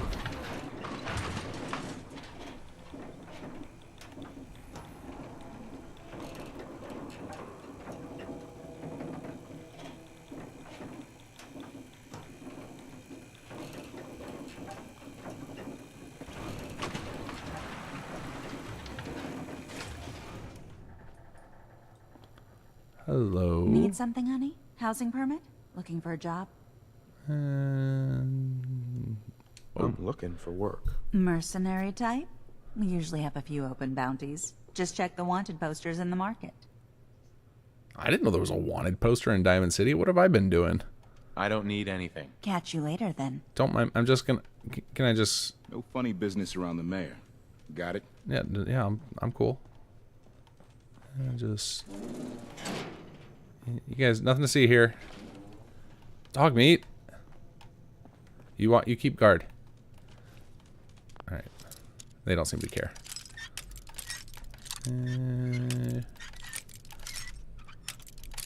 What? There we go. This is a novice log. There we go. And somebody actually took the buttercup and put a baseball helmet on it to make it the batter up buttercup, which I appreciate.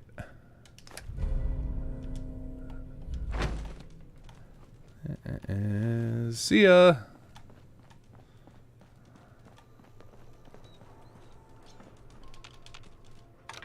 Oh wait, I can fast travel from here, can't I? All right. John Geddes. She, Lacey, just appeared randomly in Sanctuary for me today. I just got her quest.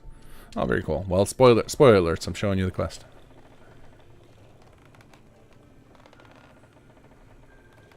Oh yeah, as Yogi said, all these settlers that I'm paying the round for, I don't actually have to pay for them. In fact, I wouldn't be shocked if half of them are just wandering around the world right now.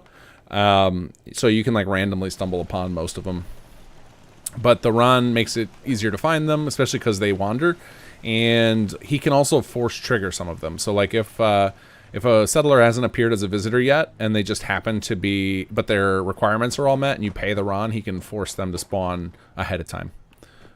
So there is an advantage to him from that perspective too. It's not just like a finding thing. He actually will force some of them to spawn sooner than they would have naturally. Let's see here. Where'd she wander off to? Is she fighting the raiders over here for me? Are these guys back alive? I feel like I cleared these like in episode 3 or something. Oh, legendary raider, sure. What garbage are you gonna have? Oh man, I don't have to even try and aim. Just a shoulder shot takes these guys out.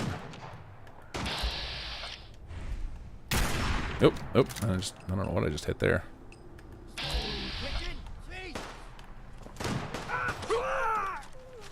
Was that her? Yep, she just wrecked shop. Way to go, Lacey. Oh wait, am I still in God mode? I think I am.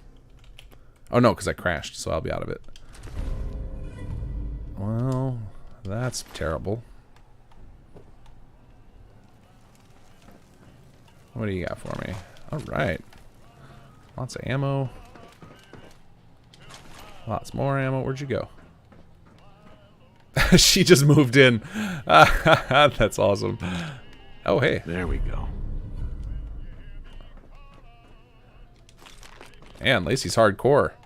She just came in, pulled out a shotgun on this guy, and took his bed. Here you go.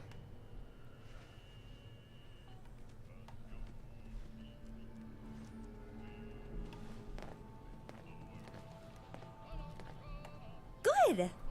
But I don't need it back. Consider it my deposit for you. And no need to hide it away. It'd make a good decoration for the settlement. Like I said, your best bet for your bottom line is to let me set up my shop. But I'll do whatever needs doing. Where do you need me? Alright, join the team at Sunshine. Buckle up, Buttercup. I think this was a corned beef hashtag one. Whoa, what was that? Oh, I think it's, I just unlocked, hit A too quickly. I think she has a custom building plan, I think, unlocked. Real high charisma, fantastic. Did her, oh, that's a bummer. I'll have to get that fixed. So usually, did it happen and I just was too distracted? Did it show, it's supposed to show the writer and the voice actor. Did that not come up? Or do we not, maybe we never set it up for her? I'm gonna put that on the list.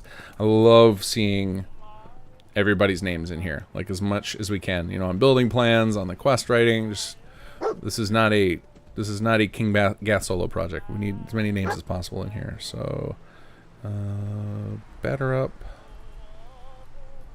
Buttercup, quest credits. On my list now. Okay, let's go. Oh, I just realized that we've been letting the music play, so this video's getting struck. Ah. Let's head to Sunshine.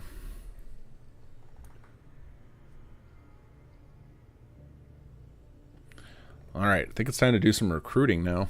Need to fill up HQ again. See what kind of engineers we got here.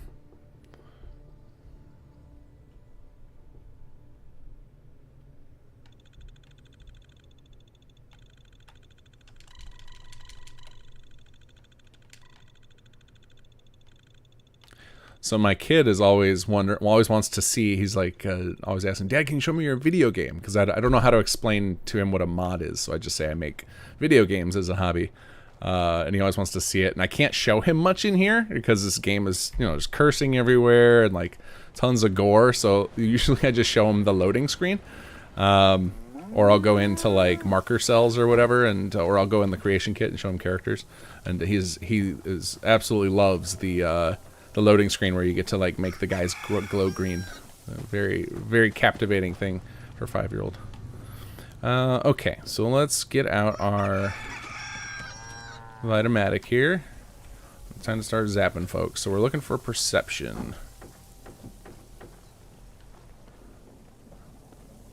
Yeah. Everybody's up bright and early at the bar.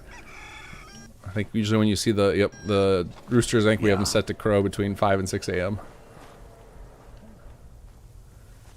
Alright, time to wake up, guys.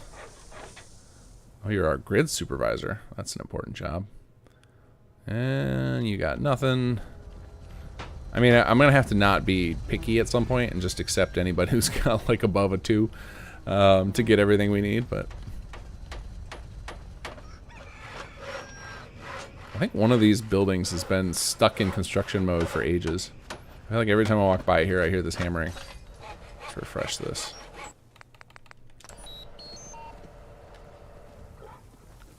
Hello? Anybody here? Actually, I should probably scan some like generic settlers too at Sanctuary, because like I said, I've got all those training plots. What do you got going on, Joe? I think Joe's our farmer. He's not going to be much for perception. Oh yeah, look at that endurance. Holy cow. His perception's not bad, actually, but this guy definitely is going to be on logistics. But we are not looking for logistics right now. Hey, Cola, I'm not taking you. We're gonna let you get there in chapter 3. Let's see, Rob, I think, is agility. I think he's our security man. He's got pretty decent perception, too. All right, I think we'll take him. We're going to take him. Come on, bud. Wake up. Where's our recruiting tools? Here we go. Hi there. Would you be interested in coming to work for me? Off you go. All right, back to our Vitaminatic. Yes? No, not you. We're not interested. What about you, Settler? Deny the Combat Engineer. That is an impressive title. Let's see here. Charisma 9. Wow. Seller's been training like crazy in our... because I think we do have a charisma training plot here. Yeah, right there. Alright, who else we got here? We must suffer. May Adam bless you. No, we don't want you, loonies. We are all Adam's children. You guys just hang out here. Worship the glow and all that. Do your thing. Alright, who's that? May the glow of Adam. Oh man, there's so many children of Adam here. The world will see Adam's glory. Something must have bugged out. I don't think there's supposed to be that many. Nox, you probably got pretty decent stats. Well, let's see. Oh yeah, definitely you're coming with us. Just wanted to trade a few things. Oops. What's going? Nope, no wrong button. We need a recruitment clipboard. Can I ask you something? You interested in coming to work for me? All right. There's 2 new potential engineers. Huh? All right. Who else we got in here? Ventilator. Oh, I think ventilator's got great. Oop, that didn't work. I think ventilator's got great perception. Yeah, for sure. All right. Anything you like to tear the guts out of? For me, it's a Corvega. Don't reckon. Wait, what's going on here? Today, are you not assigned to a settlement, or maybe I already assigned him and he's in some weird state? Let's see. Get linked. Ref. Workshop item keyword. Where are you linked to? Oh yeah, see, he's not set up at a settlement at all. So we gotta fix that with workshop mode. Move, and we'll send you to... Alright, you're not gonna let me send you there. Okay, we'll just send you to wherever. So I think that is a bug I gotta address. So I think what happens is if you try to send someone to HQ and there's not enough living quarters, they get put in this weird limbo state. So I need to make sure that that doesn't happen again. Alright, sending Settler to full HQ, leaves them unassigned settlements. So my plan originally, I know I have it in my to-do notes, is to make it so that if you go to sign someone to HQ and you don't have enough space for them, that it'll give you the option of like putting them in a queue so that as soon as the living quarters are built, that they'll be added added to HQ so that you don't have to track them down again. I thought that would be a nice quality of life thing. It's really irritating when you're not quite sure how many living spaces you got, and you run around from settlement to settlement, bounce around. You finally find somebody with good stats, and then can't send them. Like, all right, let's see here. We are sucking this place dry of people. Nope, you can stay here, Tom. Oh, let's see. Did I fix Super Crow? He had insane stats. Nope, still insane. Okay. I just want to trade a few things. We will accept. Nice Crow. Hi there. What do you say? Want to work for me? Now I'm curious how bad we have butchered the stats of this place.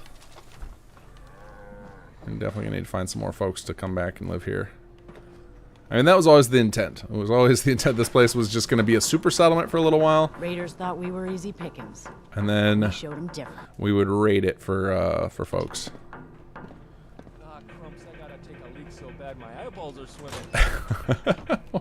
One of my favorite dialogue lines in the entire mod. How's it going, eh? Hey, Hubert. What you got going on? Holy cow. Look at those stats. Hubert with intelligence 10 is hilarious. Oh, man. I mean, I gotta take I just you, buddy. want to trade a few things. You have been. Oh, hello. You've been training so well, Can buddy. I ask you something? Would you be? I don't need you interested in coming to work for engineering, me? but you got some insane stats, buddy. All right, I think that might be the end of our. Let's see how bad we butchered the stats here. Let's see, because part of it is when we send people away, we also reduce the needs here. So it's kind of like, you know, I don't trust those meters yet. I think like it's going to take a second for those to update.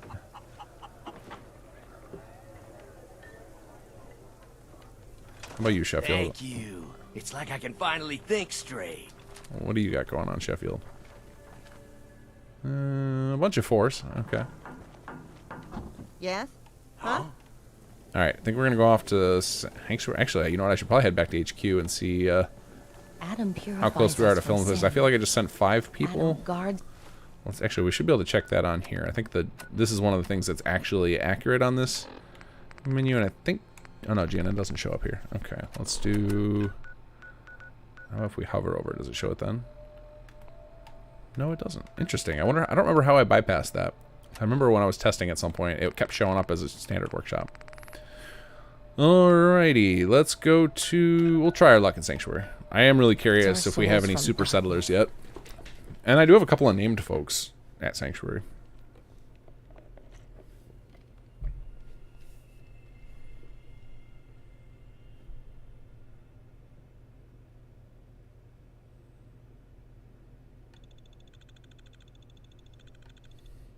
I wouldn't be too worried about your son seeing gore. Some of my best memories as a kid were sitting on my dad's lap while he beat head crab zombies to death with a crowbar.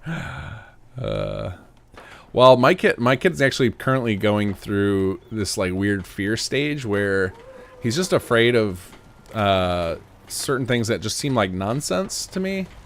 So we've actually cut him off from because he's got a pretty good vocabulary already. So since he was like 3, I've been reading him books that are meant for like 7, 8, 9, 10-year-olds. And we were reading a bunch of books about zombies, and I had to cut that off because I think he just got to some weird age, or he learned something recently that's made him spooked. So I've been trying to take it easy with make sure I'm on age-appropriate stuff with him for now. I don't know what's going on with my HUD. It keeps flickering back and forth between basic and HQ. Something funky going on there. Yeah.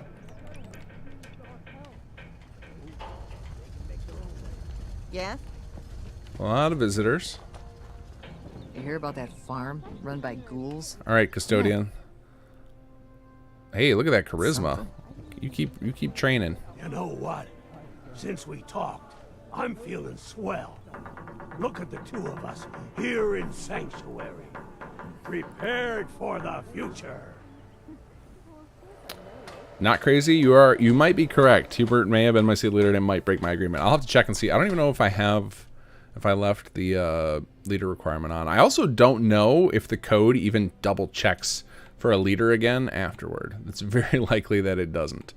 So let me see here. Yeah, I have supply agreements. Supply agreements require leaders is on. I actually don't know that that's working though, because when I did the supply agreement last time, and it let me choose from a bunch of settlements, I don't think all those settlements had leaders, so that feature might actually be broken. Just to make sure everyone filled out their forms. I was supposed to win a pack of steak knives. I don't know why scan wasn't showing up for him. Oh, hey, look at that intelligence. All right, we're gonna put you in the science department, buddy. Let's put up our clipboard.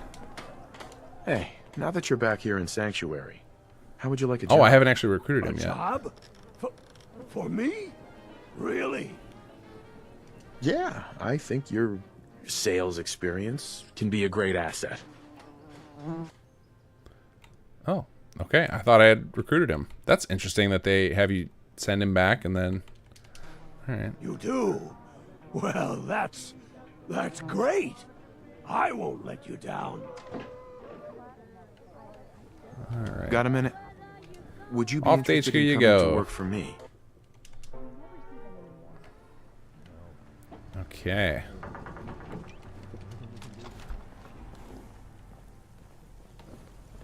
Yes? What do you got going? Oh, you're the carabiner. We can't take you, but I'm curious. I'm really curious who's got what stats around here. Because I have had the training plots here forever. Oh, you're terrible. Okay. You're not coming with us. Yes. A lot of visitors. How are you doing, sir? I don't want to take... I can't take away my power. Huh? Yes. Huh? Just hanging out in the bar without an owner. Okay. Who are you? Hello. All's well, I hope. Oh, just an officer. All right. Hope you ain't one of them synths here to spy on me. Oh man, our resources tanked. Look at that agility. All right, you can stay. I don't need a ton of security right now. Hi there. Good to see you again. Oh, you're working for the CPD now. That seems appropriate. Look at your agilities out there too. I'll probably grab Pete and Patty later. I really want to find. I want to find a settler with like insane. I mean, the custodian with the 8 intelligence or whatever was pretty impressive. Definitely the training plots going to work. Oh, here we go. Here's another one. Perception up to 5. I'd like to trade some items. Oops, that's not what I want. No, I want recruitment. We'll take a 5 on engineering. What do you say? Want to work for me? Got it. I like the little job titles on the guys. It gives me something else to call them by, like, rather than just Those ASAM vanilla things, settler. They're really clever. I wonder who came up What do with you an got idea going on, like that. Lily? 10 strength. All right. Let's trade some things. I can always use a little more facilities energy. I keep forgetting to switch to the... There we go. Can I ask you something? You interested in We coming gotta to be work running for out of me? space soon. I don't know if I went to 30. Maybe I went up to 40. Oh, 36 or 40. I don't remember which. All right, we decided we don't want to take our power plant engineer yet. Although I probably am gonna. I mean, it's basically gonna be if I unlock high-tech power, I will do all the power transfer with plots. Otherwise, I'll probably end up spamming the Vault Tech things just for the sake of showing you guys the quest. All right. Easy living, this ain't. What do you got going on, bartender? 10 charisma. That is very appropriate. All right, you stay here and make us lots of caps. Although I still haven't seen any caps showing up in the workbench, so. Because the actual, when you have the commercial plots, as long as they have a vanilla, I mean, they're supposed to still generate caps just the same way as the vanilla. Like, they use the same system for that. But I have not seen a lot of caps going on, so something's going on there. Yeah, we'll take it. Why not? Yeah? Visiting traveler. Yeah, I really gotta look into this HUD thing. I don't understand why it keeps flicking back and forth like that. That should not be the case. Alright, I'll add it to my list. Let's see. Status. Let's see, what is that? Yes? HUD meters. Flickering. To HQ view in settlements. Plenty of stuff to look into this week. Huh? Wait, is the visitor just now using the manning the bar now? And she's like, yeah, your bartender's lost over there. We got this covered. Yeah? Oh, that's the carabiner. Yeah, no, you're gonna just chill there. That settler appears trapped in that house. I think that's our super smart custodian. Anybody home?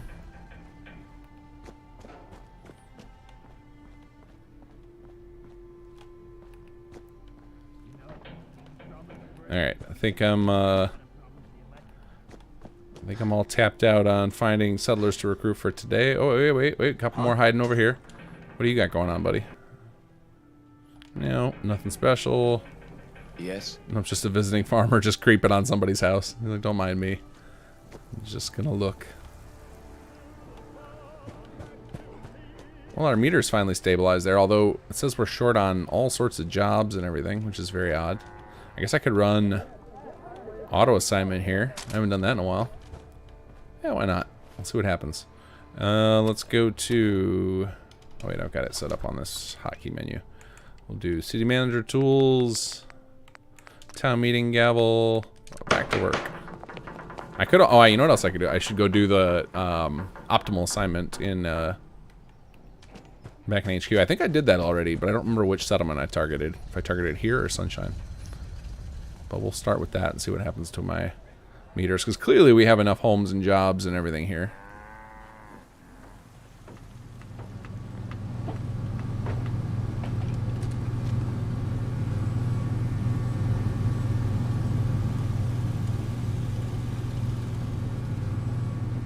Oh, do the gear stats not work on settlers? I thought they did. Track of how many blisters I got.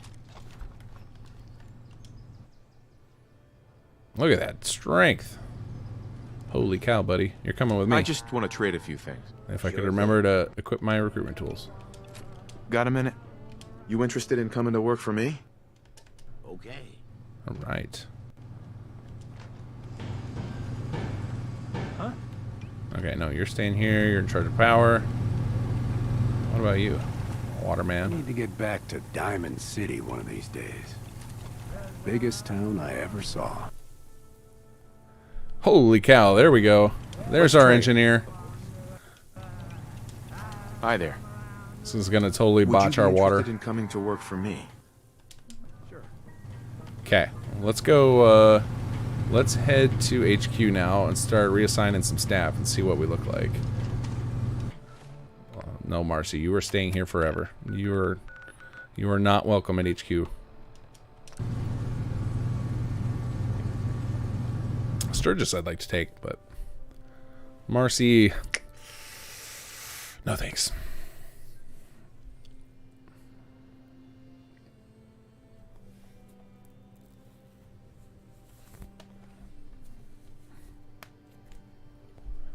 All right. I'm really curious how many people actually managed to make it versus oh, speaking of people not making it, I don't know if anybody's tried it yet, but I put in a potential fix for the leaders in the public beta, where like when you assign somebody through the leader card system, they weren't being transferred correctly to the settlement. I think I have that fixed now.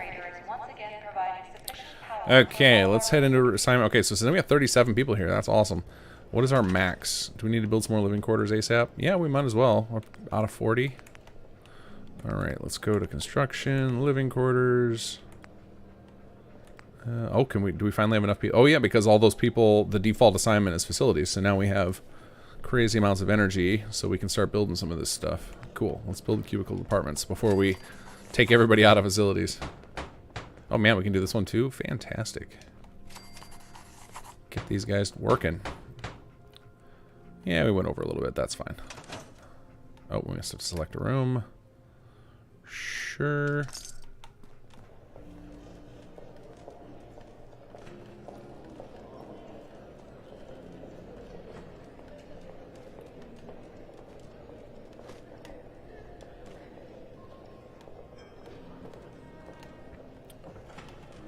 Alright, and then after those we should actually... I should clean up all these quadrants here just to make it pretty, and also I can start building some of the labs. Although the best labs that I actually want are in the basement. I think the ones up here are robotics and chem, and I don't think I'm going to be using the robotics lab much, other than I'll just show it to you guys because it's cool looking. For every equation, a solution. Except when you pretend... What else could we do right now? Oh, we have science department. I keep meaning to start some disease research. Oh yeah, we're still short on science energy. Oh, and water, that was the thing. Well, see, now it says water 14. Now, I think the issue with the water and food is actually that I don't have enough surplus water across my network.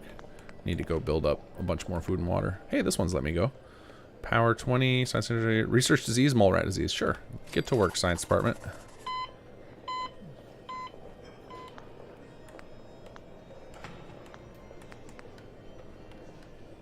What else can we do with our folks? Don't have any admin energy, although I do have some people now that I could put in that space. All right, good. We're getting some facilities energy back, so let's exit out here. Oh, good. Hubert made it. Brilliant. All right, let's see if I can find those living quarter upgrades now. Yeah, so see all the cubicles end up showing. Oh man, our building materials are shot. Holy cow!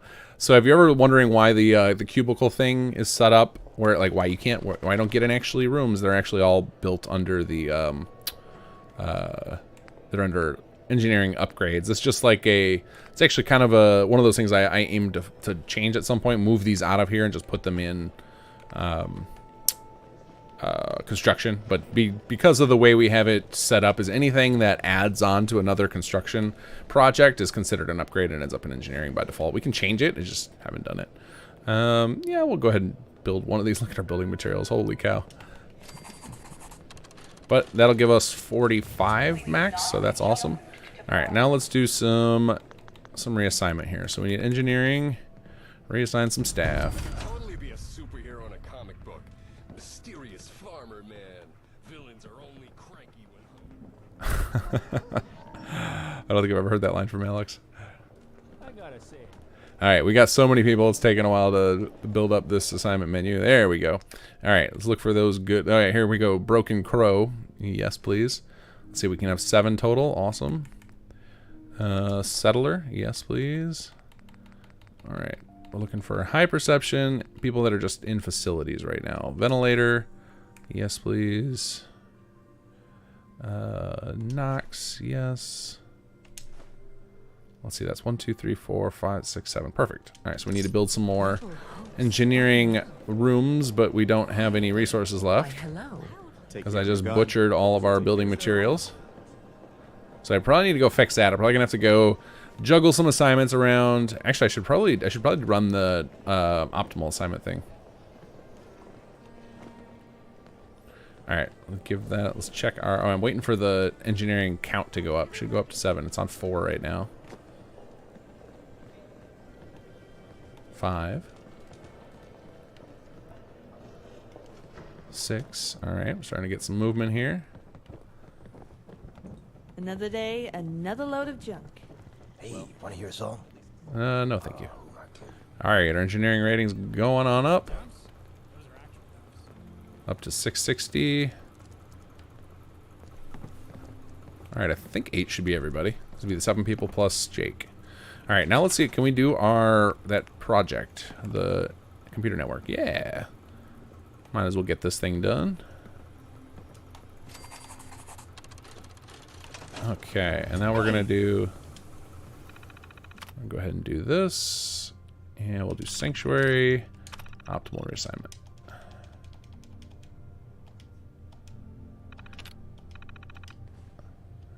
Yes, and show project progress. There we go. Oh, that's creepy. All you guys just standing here, weirdly staring at me. All right, I want to run outside because I want to see if. So this, in theory, this is actually a thing on my list of like a potential bug here. Is when you do the computer network, you're supposed to get a radio call from Teresa if you're outside of the settlement. Systems fail in complex ways. But I've heard that it gets wonky, or you can continuously get a call from Jake over and over again. Instead, I'm really curious if that's going to happen to me, but the HQ radio calls are not supposed to happen while you're in HQ. I know it can sometimes if it hasn't detected your location, but we're going to go outside and see if we can get that to happen. And I guess while we're out here, we'll try and build this project again. Although, with my extreme lack of building materials, I'm guessing I can't build anything right now. Buy, accept. Okay, now it says we have enough building material. Yeah, see, there's something totally busted with my resource system. Got to get that fixed. Hopefully, as you said, Yagi, that CBR's fix will work for me. Because I would like to have my numbers all sorted out. So I can reliably plan things. I mean, I would anticipate at this point in the game, I should have 0 resource problems as far as having surplus all over the place. Because I've had some of those building material and organic plots I've had running for ages. All right, so there goes that. All right, let's try. I'm going to try forcing it to happen. I'm really curious what's going on with this. HQ radio. Let's call Teresa. Let's see what happens. Nope, she has no default things to say. Let's try Jake. Saw that we got some more storage. Thanks. That'll come in real useful. Nothing. That was all. Okay. Yeah, so something funky with that. You're supposed to get a radio call as soon as you do the network, I believe. Maybe I got that wrong. I'm going to put that on my list to investigate.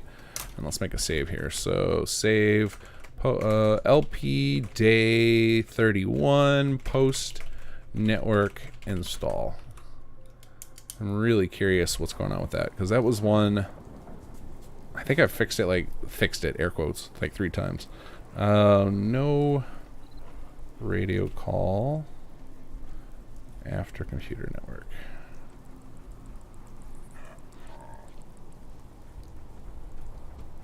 I think one of the other issues we have with the Commonwealth Rising quest that I have had several people suggest to me, so sorry, in great detail on our bug report page, excuse me, is that one of the problems with the Commonwealth Rising quest is it kind of lets you do it out of order, and then so the objectives are very confusing, whereas we should probably just force you to just do one thing at a time, and just hide the rest of the objectives. I think that would probably be a better way to go.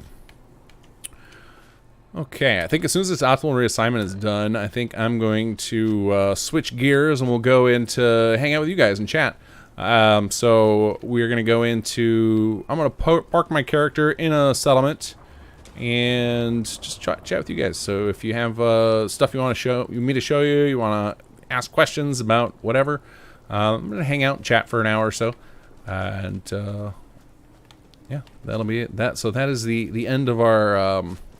quest advancement. We didn't do a ton of quest advancement. I mean, we did do a bunch of settler quests, but as far as our main quest, all we did was completed, what did we just do? What is that? The computer network, and we got our engineering most of the way done. That's actually awesome that we got it up to 740 already. And I think, actually, let me run am I overworking engineering? Does that count?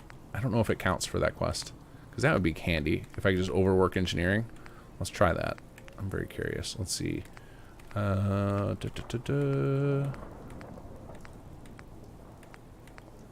department can overwork 50%. Let's see if that counts toward...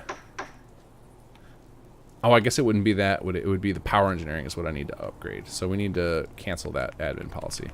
I'm really curious if this works. I never thought about that. This is one of those things where I'm just happy when the systems kind of organically work together. Unsupervised installations... Yeah, oops. Okay, cool. I finished. We're going to repeal that one. Exit this menu. And then we want to go admin, policies. Oh, we didn't get our admin energy back yet. Give me a second. Okay, hopefully that was enough time. All right, there we go. So we're going to do... Power engineering can be overused by 50%. Let's see if that... The project rolling brownouts. Does that count for our power engineering? I'm guessing it doesn't. That would be my guess. But... Yeah, no, it didn't count for that. Okay, good to know. Well, I'll repeal that now so I don't forget later. Admin... Manage policies... And we'll repeal that. Okay. Alright, let's head to Sanctuary and see how things look. And that is where I will park myself for our final save for the night.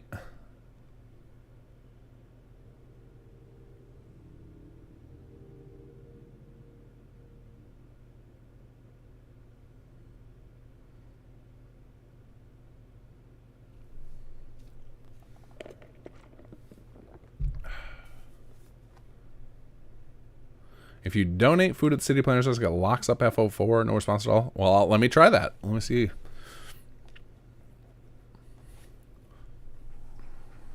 I don't think food donations even work, though, in SS2. Pretty sure it's only junk right now. Okay, let's see here. So we're going to do set... Oh, wait, we got to do our save first. Save LP day 31, end of session. Set game hour to 11. Fix the weather. And turn down the time scale to 0.1. Alright, alright, now let's go try it. Let's see if I can crash the game with this. I probably don't even have any food on me. Let me grab some. What kind of food were you talking about, Hunter? Like, just like generic food or... oh, look at all those ASAM sensors. Let's see here. Some gourds, would that work? Oh, we'll try it. We'll give them some gourds, some Nuka-Cola, and so I'm carrying too much. That's okay. We won't be in a second. Manage. Donate items. Let's see what happens when I donate some gourds. There you go. And we'll get you some purified water too. Oh, and some Yaogwai meat. Let's see what happens. And how about some... I was going to use the rad stag meat to make the things that up my carry weight, but I just never remember to do it. Alright, let's see what happens. No lockup Fallout 4. I don't think the problem is the donation. It's something else. So one of the things the donation you might be running into. So anytime we use a system like donation where it's transferring items, if you've got a mod that is like monitoring items being removed or added to containers and the person didn't code it correctly, it can crash the game. That would be my guess is what's going on. Like we've had that problem in the past with the design, and like I've since learned a lot of tricks. I can't remember who it was. There was somebody on our forums showed me a good way to bypass that issue, and we ended up implementing that in all of our donation systems, and it seems to be pretty stable now. So I don't know why it was crashing for you, but does not seem to be directly the donation system. Like it's obviously it's happening for you when you do it, but if it's not if it was the code itself doing it, then it would have crashed. It would crash for everybody. So let's see here. We want to go toggle free cam. Oh, actually, no, I don't want to do free cam because then I have to listen to the sound effects right there. So let's TCL here. Get ourselves far away from all the nasty sound. There we go. And now we can TFC. There we go. All right, we're gonna leave our stuff sitting there. All right, let's check in with chat here. Oscar Fry, if you could have one IRL celebrity voice an NPC, who would it be, and what would the NPC's story be? Ooh, that's a tough one. I mean, like the people I actually want are people who have been in Fallout before. Like I really, really, really wanted Three Dog's voice actor. I wanted Three Dog in like an older Three Dog to show up in the Commonwealth, like because it's so close to DC and there are other characters from DC, like McCready. I felt like it would be that big a stretch. It would have fit in nicely with rebuilding and like the storyline we did. I thought he would have been awesome in there. But now we've got Jake, and Jake is doing a damn good job at that story, so don't really need Three Dog anymore. Let's see, who are celebrities that I like the voice of? Probably James Earl Jones, and I don't care what his storyline is. I just love his voice. Would love to have him here.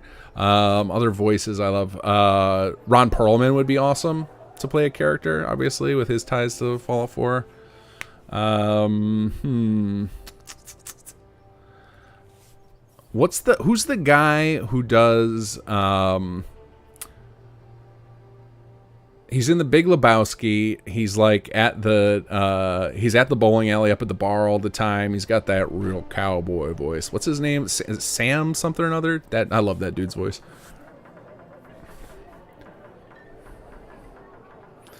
Let's see here. Mod 142, the build limit kept going down from 10% while I built NWR for the city contest. Then suddenly, nothing more could be built. I waited for 8 minutes and it went back down to 12%. That's weird. Excuse me. Let me see. I kind of want to go to Nuka World and check that out. Let me do TMM1. Toggle map markers. Let's go investigate Mod Hunter's problem here. So that should have unlocked. Yeah, here we go. Nuka World Transit Center.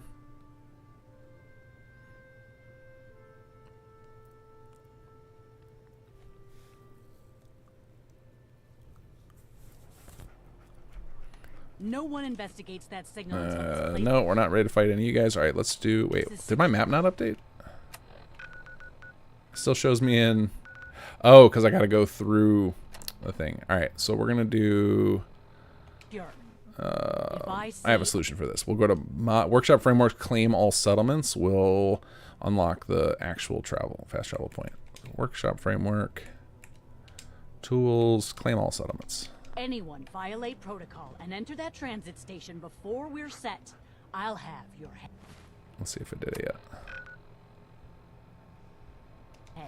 Now pick up the pace. Echo Lake, I want to be able Mechanist to report Lair. back to Cyprus ASAP. Don't mind me, guys. There we go. Nuka World Red Rocket. There it is. Super useful testing tool. And I think we even have it set up now that it doesn't accidentally capture GNN, which causes HQ to break. I think. Alright, so we're going to go look in to see what's going on with Nuka World Red Rocket. Why was the build limit going all crazy for you?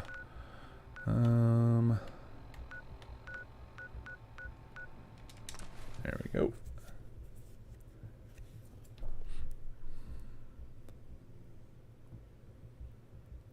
Happened after lots of building, though.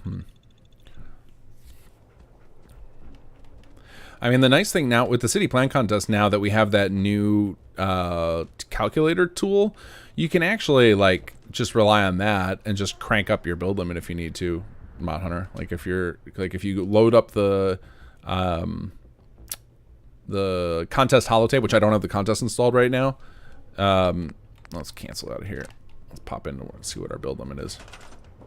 Okay, build limit's not just shrinking randomly. Just your thing about saying that it just started reducing on its own. That's very odd. But anyway, if you... Whoa. Oh, are we finally getting the radio call now? Hey, you hear Hey, me? now it's working. Okay. We just finished work on the network upgrade.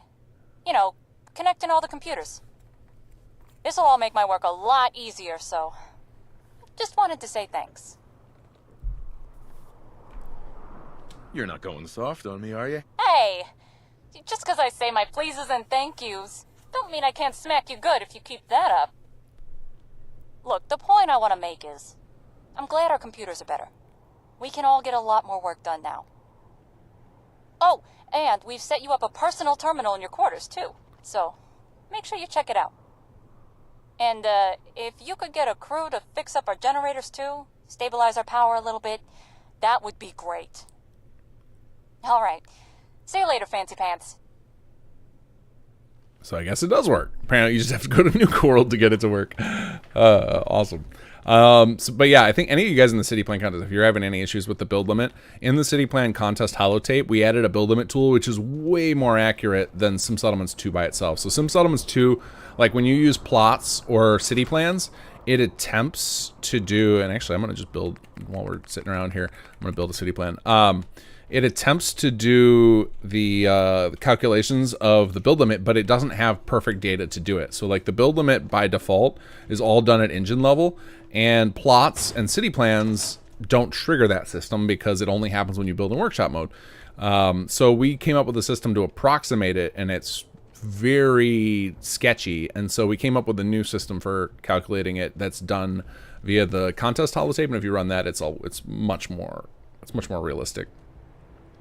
Still not perfect. Like nothing's as perfect as just going into workshop mode. But the other issue I have with the workshop mode is it's easy to cheese it. You can use it with console commands. You can cheese it. You can do the weapon trick to cheese it, but you can't cheese the city plan contest holotape method, which is part of why we added it. Because I know one of the complaints we've seen from folks with the city plan contest is that some of the city plans that get in the top tend to be like crazy complex and like unusable for a lot of systems. So you know, it'd be nice to have some more city plans out there that are usable by every system. All right, let's do, yeah, I understand the risks. Curious if our, yes, cool, we got the Conqueror one. Yeah, let's use that. And sure, we'll bring Hubert here. I guess we get to find out if it transfers Hubert. Yes, make the leader. He can bring some, what is the, aren't there Children of Adam here, or is it, no, it's not Children of Adam, it's the Hubologists. They feel like they'd be friends with Hubert. Come on, where's my, I want to fly, do the thing. I don't know what's going on here. Select city plan. Yes, I understand the risks. Oh, it's still going. Okay, I'm just being impatient. Okay, we'll let that thing run. All right, let's just go back up and see what I missed questions-wise. Snacky, are any of the factions like CPD going to be expanded in Chapter 3 or even characters? Sort of. There's one minor there's one faction that gets a pretty significant expansion. I'm not going to talk to what because I would like you guys to be surprised. And then like the other factions, some of their characters are going to have a return appearance so that they will have like some options available that will impact things in Chapter 3. But as far as like a big quest line like they got in Chapter 2, no, that's not likely going to happen for the most of the factions that showed up. But we are going to like make use of the characters and stuff. So one of the things with the chapters we're doing is for the most part, like we've been writing it from the get-go as if it's all one thing. Like we're taking advantage of the fact that there's these big gaps in the story and we get to do cool things like, you know, have Jake kidnapped. So then, you know, we set it up, we can use that with the, you know, with our marketing to make it like we made sure he didn't show up in the trailer until that moment when you see Berman hitting him, stuff like that. Like we're just kind of having fun with it, but where the story is written all as if it's been, like it's all been planned from the get-go. And like we've had the outline of like where we want the story to go, and so we're designing it all and making changes with the major patches to make it feel like one continuous unit. So you know, those side factions that got written in, like their whole quest line is in, and it was never planned for them to be expanded further, other than we want them to have you know, to be available for certain things in Chapter 3 in the same way, like, you know, spoiler alert for when you go to the GNN battle, if you've already done the quest lines for like CPD, you can go get them to come help during the battle. Like stuff like that we want to have available in Chapter 3 as well. Let's see. Canuck, thank you with the reminder for everybody to make sure you put at King Gath, because I tend to fall way behind on chat when I go off on these long tangents, and I won't see your messages otherwise. Kai Fung, so when is Bethesda gonna hire you, man? They need you badly. I don't think I will ever, I don't know that I will ever work for a game company. I enjoy my independence and freedom too much. And, I also know what they pay at Bethesda, and I don't know that, I want to, I don't think I want to work for that salary. But I enjoy doing this as a hobby, and, yeah, we'll see. I don't know what the future is going to hold as far as career moves and everything. Like, I definitely love doing game dev way more than I like doing what my job is, which is mostly various consulting, a lot of web coding, corporate facing, boring stuff, a lot of databases, stuff that's not particularly interesting, but it pays pretty darn good. So hard to give that up. But we'll see. I definitely have got my eye on the prize for trying to do something that will give me more time for game dev, because the you know, there's just not enough time to do everything I would like to do. Like I would have loved to have all of SS2, you know, done over a couple of years instead of being, you know, this thing's gonna end up taking us like 3.5, 4 years to complete. More than that if you consider, but like pre-release, like the stuff we did before we released it. And so the only way I'm going to be able to get more time is if I find a way to have it somewhat involved in my career. So working on that. Nothing concrete yet. Nothing concrete I will talk about yet. Let's see. Al Whitmer, when is Chapter 3 coming? I don't know yet. We have been working on it since when did we start? So like we probably started like pre-production and writing and everything before, like right after Chapter 2 launched, and then we actually got everybody producing things a couple of months after Chapter 2 launched. And based on like Chapter 2 took us about just over a year, so I imagine the same will be the case for Chapter 3. So I would guess, you know, sometime in the winter, but I can't comment for sure. Our only goal right now is to beat Starfield to market. So like we originally were going to try and get it out for November, and then we would have had to cut a lot of stuff to do that. But fortunately, Bethesda delayed Starfield, so you know we don't really need to cut as much. But I don't have a timeline other than like if Bethesda announces a Starfield launch date, like if they say like okay it's coming out, you know, March 15th or something, like they pick some arbitrary date and they name it again. Then we will start cutting things and like make sure like, okay, well, let's get out a month before that. Cause we want to make sure that we are not competing for attention with a new Bethesda game. Like then it would feel like all like the download numbers and number of you who make the time to play it. Like I'm sure any of you guys who are tuning in and watching my stream will make the time to play it, but probably not before you go do a, you know, 150 to 200 hour playthrough of Starfield. So, I would love to, beat that to market. Like that's all I can say as far as deadlines and timelines go.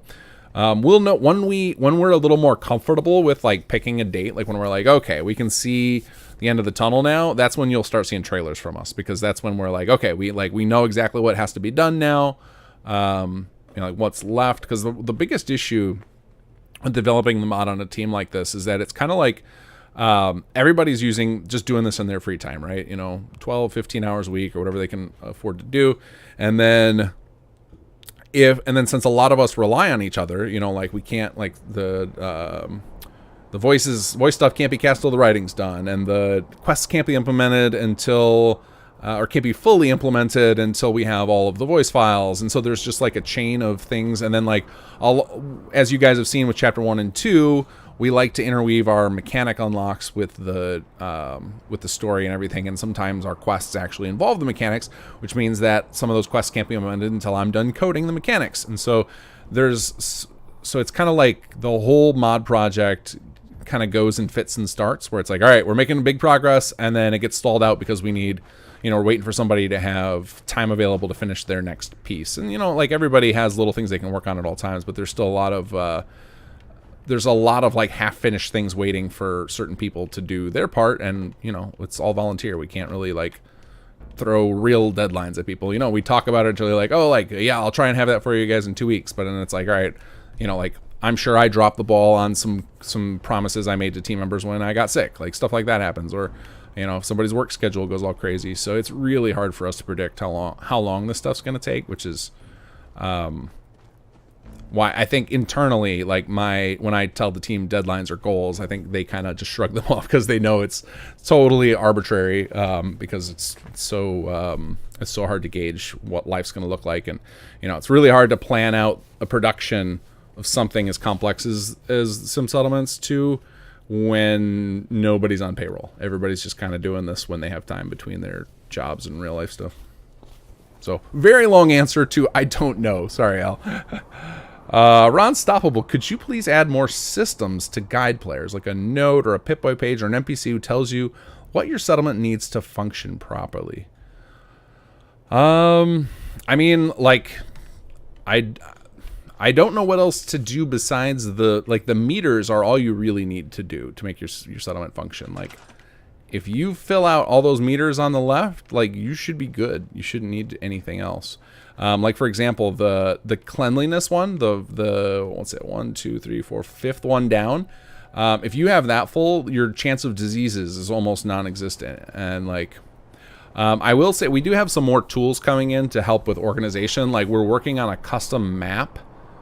I don't think I have it enabled in this plugin right now. Let me think if I have any way to show it to you. So I mean, basically what we're gonna end up with is we're gonna have, imagine this, we have like the Pip-Boy map, but instead of it being in the Pip-Boy, it's like something you just bring up on your screen, and you'll be able to cycle through showing information that's Sim Settlements related. Like for example, one of the views, we're gonna have it show like circles that show you the networks. So it'll be like a circle around every settlement with a caravan network, so you can see which ones overlap, or like you know, circles around for power sharing, etc. So you can see like all your different networks, and then any of the mechanics that we that are not currently visible, we want to be able to display those on a map.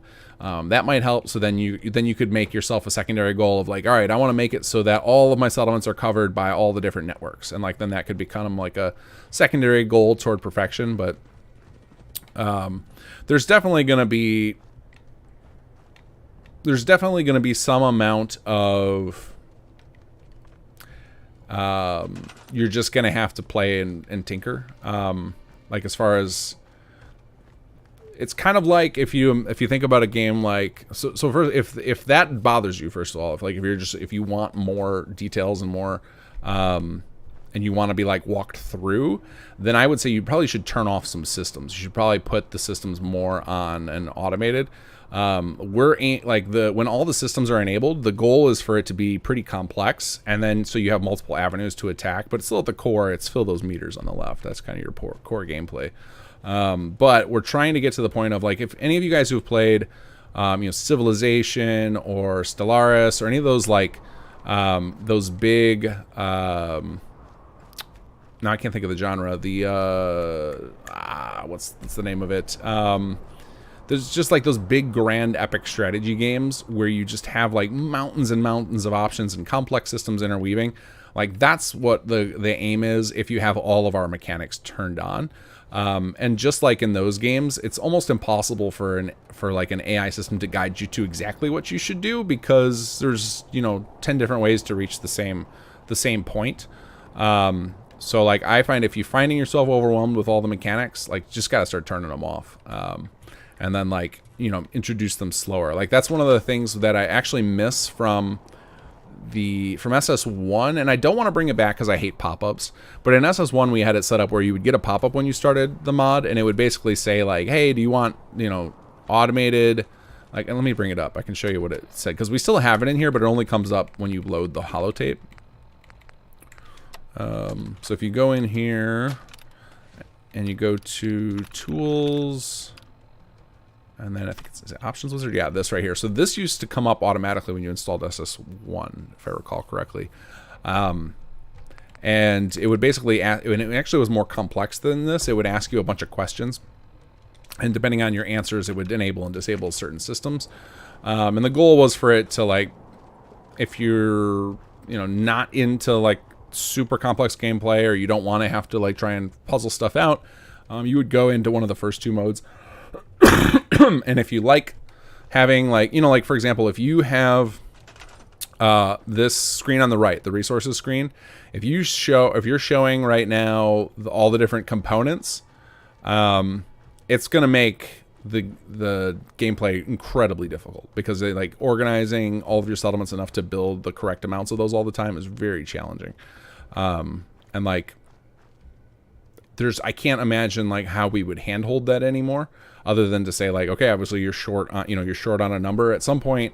Like I can definitely add more HUD, and that I definitely want to do. Like I'm not trying to shut your idea down. I don't know what else we would do, other than more HUD stuff, and that is something that we're working on actively. Like to me, the map is going to be a huge game changer, being able to show more information. Like one of the things, you think about something like this tab here. Like there's this information here that, I see there's some weird buggy settlement showed up on my list. Like this information is great for the default, but obviously we have our own information in addition, and we can't add more to this screen. So the map will let us do more than that. Like we'll be able to do something like, on our map, like show you where outbreaks have occurred. So you can, if you want to go play medic and run around doing disease cures, or if you want to go on a spree building hospitals, you'll know like where to target first, stuff like that.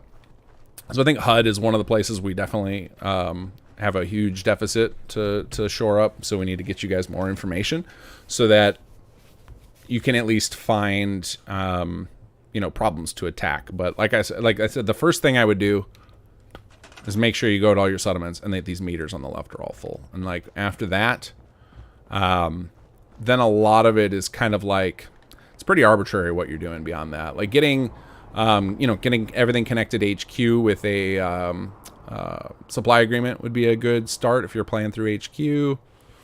Otherwise, the things that aren't on that aren't covered by those meters on the left would be like having a hospital, and what are some of the other ones?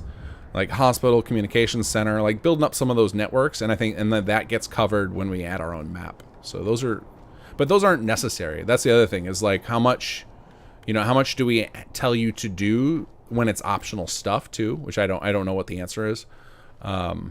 So I mean, like I'm open to more specific ideas. If you have like is there any particular system you feel like you want more information on that we could address directly, as opposed to like blanket tell you what to do, because that's where I'm like, I don't know, I wouldn't know what to tell you what to do other than make sure your meters are all full.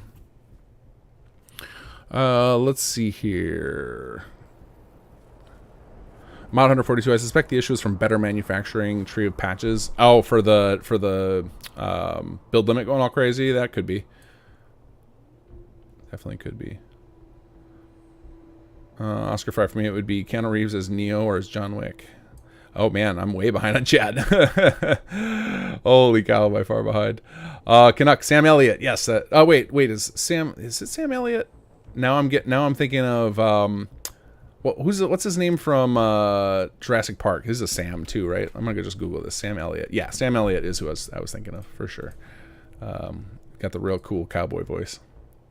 S Ranger S, was the Conqueror storyline an early draft of SS2s? I noticed Aiden making a return. Did any other characters get worked for SS2 in some way? No, so Conqueror was an accident. Conqueror, so what happened was I was working on an anniversary patch for Rise of the Commonwealth. Like I used to be way more into it, and it was just because I had more, like the mod wasn't as time consuming as SS2 is. With SS1, I had a lot more time to think about like just putting out interesting stuff. Like we did like mega packs all the time, and like I would do anniversary patches and stuff. I don't have time for that with SS2 because the development's much more complicated. But we were doing an anniversary patch for Rise of the Commonwealth, and the goal was to make it so that you could pre-build the settlements. And when I was tinkering with that, I started testing it with Nuka World, and I was like, this is so much fun. Wait, Nuka World's way better if I didn't build the settlement. Like the fights are more fun in a settlement because it's so chaotic and there's so many people, and I'm not attacking my own people because that always felt dumb in Nuka World. So then we set out to be like, okay, well, what if we add to this anniversary patch like a little character that lets you bypass Nuka World and do it right from the beginning? Like, let's just introduce a character like right away, 10 steps out of the vault type of thing. And then when we started going down that path, and it kind of evolved into this, it kind of got out of hand, and Conqueror was born kind of by accident. And then the writer, Super Weevil, who wrote the character Jammer, who was going to fill that role, he's asked if he could put some hooks in to make the character more interesting. And then we started talking about it. I was like, yeah, we should probably, it's kind of awkward to just walk up to a dude and he's like, hey, you want to go beat up settlements with me? Like, that just feels, so we needed you to earn his trust. So we had to write a little bit of a storyline, like a lead up. So that's why Jammer has you go, take out some rival gangs and stuff, so that it's kind of, you're earning your way toward doing that. And then while developing the Conqueror story, we were still working on the SS2 story.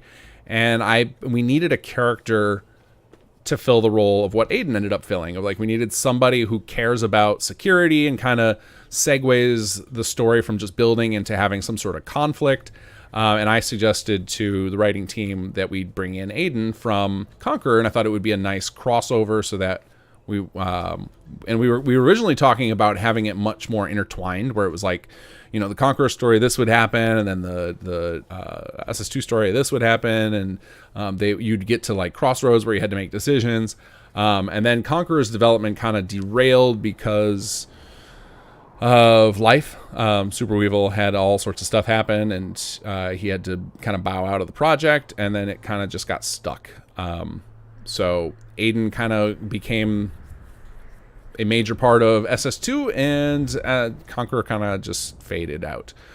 We still hope to one day go finish the Conqueror story. Like, we have like we know where the story was going. We only had there was maybe 7 or 8 more quests left in the storyline, and then it was going to be done anyway. Like, we were really close to the finish line. Like, I'd say we were like 6 months of development away from having it finished. So I would like to revisit it at some point if we can get the gang back together. Like, I know something like, obviously, like Aiden, the River, or Aiden's voice actor, has said as much. Even on the last stream I did when he was on, said he'd be happy to come back for that. Or I think that's what he said. But if we can get the gang back together, that would be awesome. But I'm not counting on that right now. Right now, I just want to finish the SS2 story so that we don't have 2 unfinished stories floating around there. Let's see, Oscar, you have to fight the gunners, ride the train around the maze. Oh, okay, so that was back when I was stuck outside of here.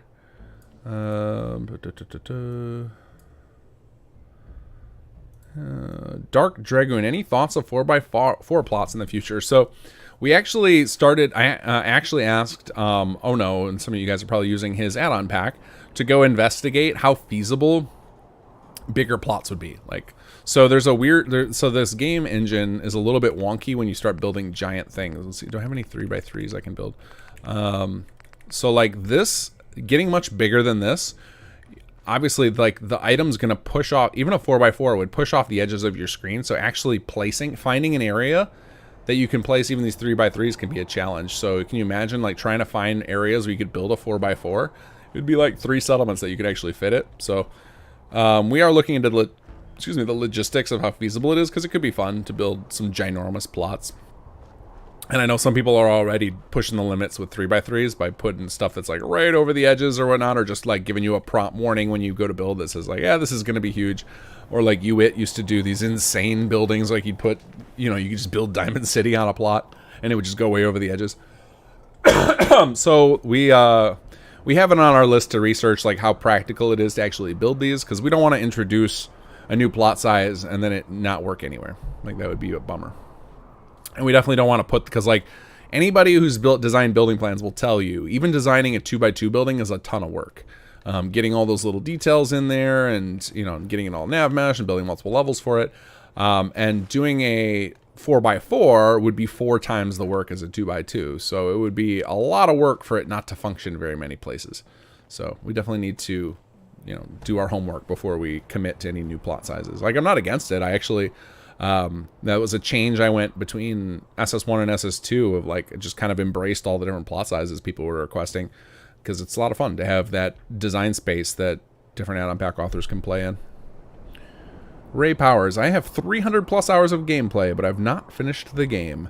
Yeah, I feel ya. I feel like there's still tons of stuff I haven't seen in Fallout 4 with how many hours I have into it. Like, I still haven't given Nuka World a proper playthrough. I've done like a cheaty rush playthrough so that I could see the ending, for the sake of when I was working on some patches at various points, and when we were doing research for how we should do Conqueror. Because for a while during the Conqueror story, when we were deep into it, we were talking about doing a bunch of Nuka World connections to it for people who had it installed, and we ended up not doing that, but it would obviously would have fit in very well thematically. And now at this point, like, the game is so cheap all the time. Like, when Bethesda just had over QuakeCon, you could get like Fallout 4 plus all the DLC for like $17 or something, just like 2 weeks ago. Even maybe it was even less than that. But it's so easy to get the DLC now that I wouldn't be necessarily opposed to including a DLC. Like, we included Automatron like as a requirement for Chapter 2. We probably aren't going to require any more, because as soon as you require 2 of the story DLCs, you have to jump through a lot of hoops to work on your mod. You have to have like a hacked version of the CK or something like that, and you've got to take the FO4 ESM and gut it. You have to delete a bunch of stuff out of it for your working copy, which will make testing really awkward. So like, we just aren't doing it because it would make development a nightmare. Monitor for you have timescale to 0.01. Hubert may never get there. You are correct. Ray Powers, what are your top 20 mods to play the perfect Fallout 4 game? I play with a pretty slim load order now. Some of my favorites are not particularly flashy mods. Like, I love Bubba Shot the Jukebox is one of my favorites, just because I find it really fun to treat jukeboxes as an enemy when I'm streaming or when I'm playing for YouTube, because if I don't, then I get copyright strikes. So it's fun to shoot the radios and as opposed to just running away from them. It's like a fun little mini game for me, with high stakes, which is fun.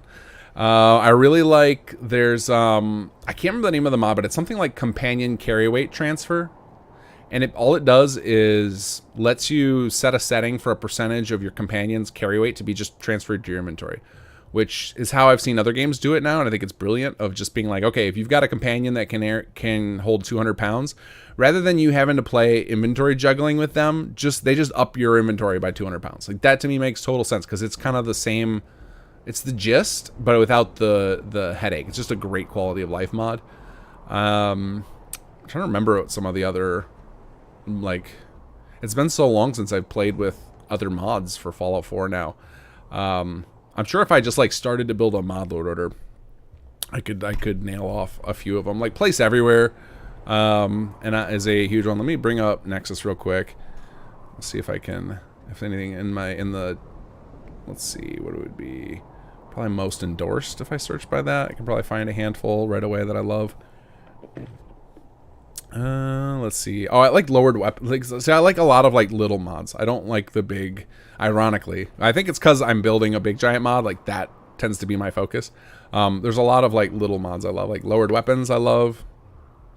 Because I always feel awkward when I walk up to an NPC and I'm just pointing my gun in their face. So it's nice to have something like that. But yeah, lots of little tiny quality of life mods are my jam. Oh man, it's crazy. Sim Settlements 1 is still higher up than SS2 in the endorsement list. I guess that makes sense. We had it out for a lot longer. Let's see. What are some other good ones in this list? I like longer power lines a lot, but there's a mod. I think, what is it? Somebody else could say it's like gameplay tweaks or something like that. There's a mod out there that just adds a whole bunch of MCM options to change stuff, and long power lines is one of the things. So that's like a better version of the same thing. Everyone's Best Friend, simple mod. It's great. Lets you have dog meat and a second companion. I think that's great. Just dog meat. It's hard not to want dog meat. He's such a just a well designed implementation of a dog. Let's see. I used to like the HUD mods a lot, but now I find them like they're so inconsistent with which items are tagged that it ends up driving me nuts. I end up spending all this time like trying to organize my inventory. I hate inventory in most games, but especially Bethesda games. So, and like those item patchers, I feel like they're always incomplete. There's always some few little items that miss it, and it drives me nuts. And I don't have the patience to put up with the patching, and then some of the auto patchers end up buggy, so I'm out on those. I do enjoy the some of the HUD overhauls for the better trade menu when it goes full screen. Like that's nice. Yeah, lots of stuff like that. Like just these little, like I would pick out little quality of life mods over big flashy mods for sure. As my, like, if you were telling me, for a great Fallout playthrough, that's where I would end up starting. That's what I would recommend, because a lot of the bigger mods, like, I mean, even, stuff like some settlements, like I've been patching bugs every couple of weeks for years, and going to be continuing to do that for years. So like, I know what bugs I'm dealing with, and I know I can fix them, so I don't mind it with my own stuff. But then a lot of these mods, they're in a similar boat, and most of them don't have people still updating them. So then it's hard to recommend them. I would definitely any type of like big mod, I would definitely make sure you check that the developer is still actively patching it. That would be my recommendation if you're looking for some flashy mods to add to your list.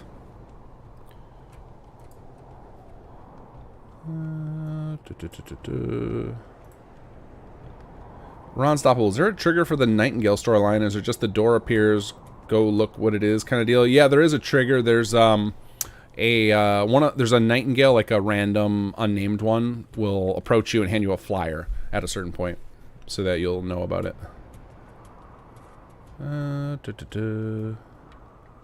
Not crazy. Possibly some Team Aiden versus Team Jake merch. We've not really done a lot of merch stuff. I'm not opposed to it. Nobody on the team is really like putting, is spending their time on stuff like that. Like if somebody on the team was like, hey, I got this idea for all this merch, and started throwing it at me, I'd happily put it up. But it's not really like a huge revenue stream for us or anything. It's just fun to have, right? Like like we don't do it to make a bunch of money. It's just like, I like having a Sim Settlements t-shirt. But yeah, I'm not opposed to it. Just nobody on the team is actively producing stuff like that. Like we've got a few folks who do the Vault Boy style art and whatnot. So if any of them volunteer something like that and then they want to put it up, I'd happily do it. But I haven't been pursuing anything like that. I think if people, if we were selling t-shirts and coffee mugs and stuff like crazy, I'd probably make a probably make a personal effort to be like, let me go find somebody to make this stuff. But it doesn't seem to be particularly, none of our gear is particularly popular. So I haven't really so, making something beyond the logo, I don't anticipate very many of them would sell. So then it's like, oh, was it worth having somebody do that, put the effort in? Ron Stoppable, is Workshop Framework really broken?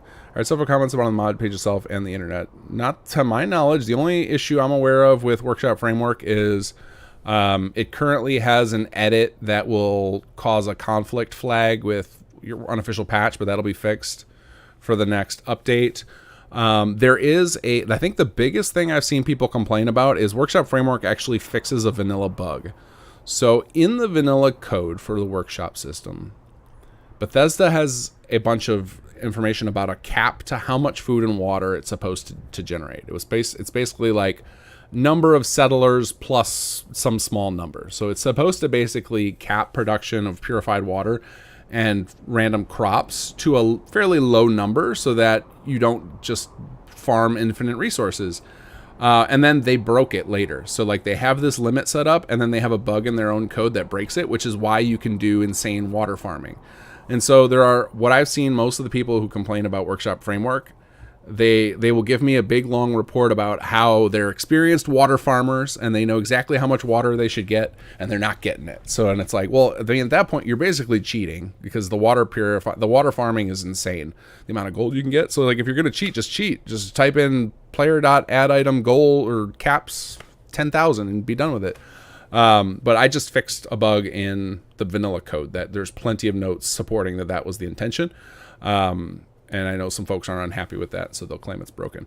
There's also a lot of folks are, I think, dealing with it broken because they actually have a mod overwriting it, which is why in one of the recent Workshop Framework patches, I set up a detector to see if they have an overwrite, so hopefully eliminate some of those. So I think some of those reports are probably old. If anybody has, the Git for Workshop Framework is open and people can report issues. I am happy. I love addressing issues in Workshop Framework. If anybody has, detailed report on what is broken, and they want to post it up there, I will definitely take a look and attack it. But I am not aware of any major issues with Workshop Framework.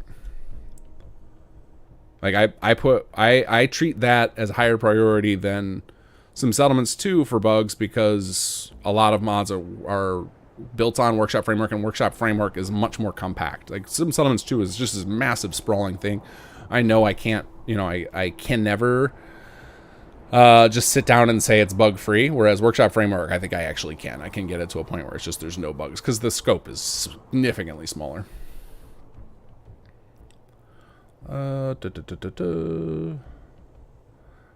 Kyle Harris, I'm a completionist, so before I even think about playing Starfield, I need to complete some settlements too. Awesome. Well, that's why one of our goals is to get it out before Starfield, and we want to have the main quest line completable. It bugs me to no end that we have this Conqueror story sitting out there unfinished, which is why technically I could take, after I'm done with the Chapter 3 mechanics, I could theoretically port what we have for the Conqueror storyline to SS2 after Chapter 3 comes out. But I'm not going to do it because I don't like that we have an incomplete story out in the world that people can play and get to a point and just be like, oh, that's it? There's nothing else after that? Like, that feels so terrible to me. Let's see, Oscar Fry, do you think you can add an option to interact with the map in Jake's Hardware Store to add those locations to the Pip-Boy map? And that could be done. I probably won't do it though. I remember seeing that. So they had that feature in Fallout 76 where there's you find maps with pins in them. And that was actually something I cited when we were designing the VR system here in GNN with the map. Is I cited how irritating it was to work with that Fallout 76 system, because it's so hard to especially because I use a controller, to line up my my crosshairs on the pins. It drove me nuts. So I limited the height of our maps in the VR room to make sure that wouldn't happen, because it was part of the problem was those maps, especially there's one in 76. It's in it's not like a military. It reminds me of a NASA control room, and there's a big giant map on the wall with all these pins on it, and it's such a pain to click on them. It's I do not want that for our system. So I have whenever I think about interacting with map pins in this game. I get bad feelings immediately. Donny I can't wait till they finish Conqueror. So good. Thank you again for all the work y'all do. Thank you, and I really hope we get to finish Conqueror one day. Really hope so. Like at bare minimum, we will have the most of the mechanics that we will have from there are going to be being ported forward, and I think improved dramatically. Like, you know, we still haven't ported everything, but all the stuff we've ported, I'm very happy with the changes we've made so far. Unstoppable. I mostly struggle to keep up with what my settlers are doing to see if things are actually running as supposed to. I know you can go to individual plots and people and see what they do and their status, etc. But I'd love to have it in one place to quickly be able to check on it. Yeah, I think that's definitely like more UI elements, like reports and stuff, would be huge. I think the map is going to be our first step in that direction of amalgamating information, because I love those games like Civ and Stellaris, and one of the things that they do great is they give you these crazy detailed reports you can bring up if you want them. So if you're just like, I am investigating an issue, or it's like, you know, where can I do this particular thing? They're not for everybody, but they're really nice to have. So they're definitely one of those things that I intentionally have pushed to the back burner of like, it's not important for the short term. You know, like for the long term health of the mod. And, you know, I'm always thinking about this mod in terms of like, people are going to be playing this for 10 years because that's just what people do with Bethesda games. I have a lot of time to get all of that stuff in. So hopefully we'll get to that point where we can do these advanced reports. The other problem is we have with UI stuff in general, and why I tend to put it lower priority, is we're really limited on what we can do. It takes a ton of work to get anything in. Like, let me see if I have it set up on here. Yeah. So like we have like these different reports available here that we can cycle through. And if you have it on component, it will show all these panels for all the different individual resources. And getting that much data sent to the HUD quickly is so difficult. It's really hard to gather it all up. It's really hard to package it and send it to the HUD reliably and quickly. And most of this stuff, Bethesda hard codes at the engine level, and we can't. So we have to use like their slow scripting engine to do it. So like doing even more complex reports, like showing you, you know, the types of information you would expect to see in a 4X. That's the genre I was thinking of, 4X. That's going to be a tall order. So there's I would love to get you more information though. I do love the idea of reports you can view to show you everything you would need to know, so that you can identify issues very, very easily. I think before we even get to there though, I think if I just keep hammering out bugs and we slowly grind our way toward a, you know, as bug-free a system as we can get in a game like this, then it'll make a lot of that confusion go away. Just because I think half the time when people are like, why the hell is that doing? Like, you guys see me doing it all the time. Like, why the hell isn't this being powered? Or why isn't this doing that? It's, you know, it's hard to know. Like, I can't even trust, like, is that a bug or is that I don't know what I'm doing? And since it can be either, it makes it, I think it makes it so that we don't internalize the way these systems work, right? We don't just accept it as fact. We're just like constantly like thinking like, maybe I don't understand it, when it could just as well be a bug. And I think that's not a great state to be in. That's, I think like, it's really important for complex systems games to have their systems bug free. And that's like,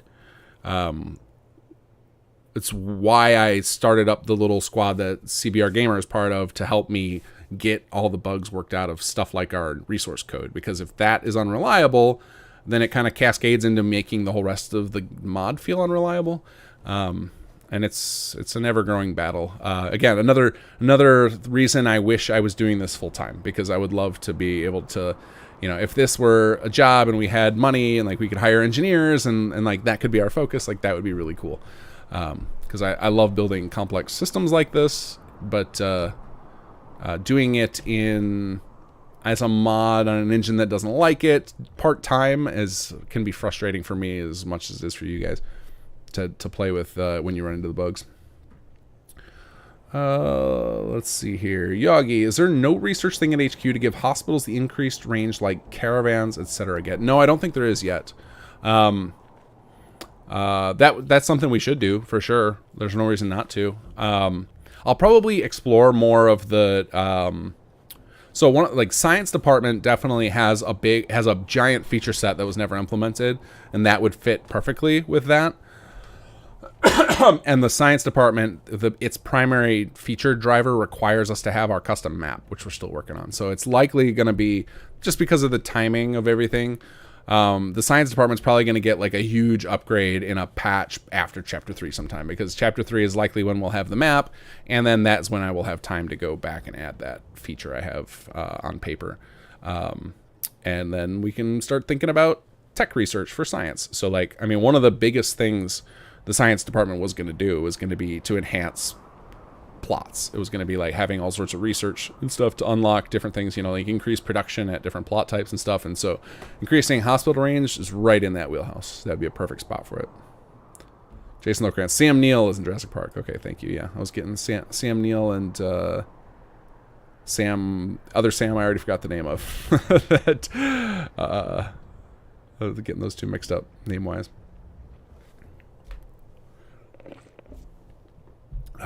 Ron Stoppel, I often have that I cannot fly when entering workshop mode and have to re-enter it several times for it to take again. No jab I can use. Any idea what would cause that? It's just like the script lag. It's unfortunately with Workshop Plus. Workshop Plus is one of those mods where I was so happy when I built it. It was so fun to build. And it's kind of become like my, I want to say redheaded stepchild, for those of you who get that old probably non-PC reference. It's just like, I love Workshop Plus in theory, but it's so complicated to work on, and I have so many other things to focus on that there's some weird bugs in that. Like I still to this day have never taken Workshop Plus off of there's a list on a work in progress on Xbox, because I know there are some inherent issues with it that will cause problems for Xbox players, and they don't have an out. Like for PC, if you get something weird, like if you get the weird animation bug where you can't see your Pip-Boy anymore, like you can just use a COC command, or there's a number of different ways you can break out of it, whereas Xbox you're just kind of screwed. So Workshop Plus is a little finicky. If I had unlimited time, I would go back and fix that stuff and find another way to do stuff like the flight, but for now, it's one of those things like the flight usually works great for the first few hours of your save, and then it starts getting unreliable. I don't know why. I'm sure there's something that could be done about it, but I just lack the time to devote to attack it. If there's any coders out there who want to see the source code to Workshop Plus, it is available up on it's up on a public Git. I'm happy to take a look at patches. We could get in there to try and fix it if anybody has any ideas, but I don't have the time for it. So it's kind of, Workshop Plus is one of those, maybe one day I'll get back to it, because I also had some other features in mind. Like I want to redo the layer system in Workshop Plus. I think the layers were a good idea, but I tried to do something clever with the way they function, and I think it ended up making it a buggy system. But the layers are actually the key to a system I've wanted since SS1, and I know we have all the individual components necessary to do it, but I need something to glue it all together, and that's the ability for you guys to take your designs in the game and export them as plots, as building plans. Like we have all the pieces for it. Like we have the web software to stitch together data and make plugins. We have layers in Workshop Plus that could technically, you could set up a layer like this is my level 1, this is my level 2. So we have all the bits and pieces, and we even have an export system with Workshop Framework, but I just lack, first of all, I need to get that layer system a little more stable and reliable, and then, we need to take the time to stitch all that together. But that's like one of those dream systems that I've kind of put on the list of like probably never going to happen, because I have to just pick where I focus my limited time. Nick Carter, the new unofficial patch that released last month has many settler fixes. Have you tried it yet? Any conflicts?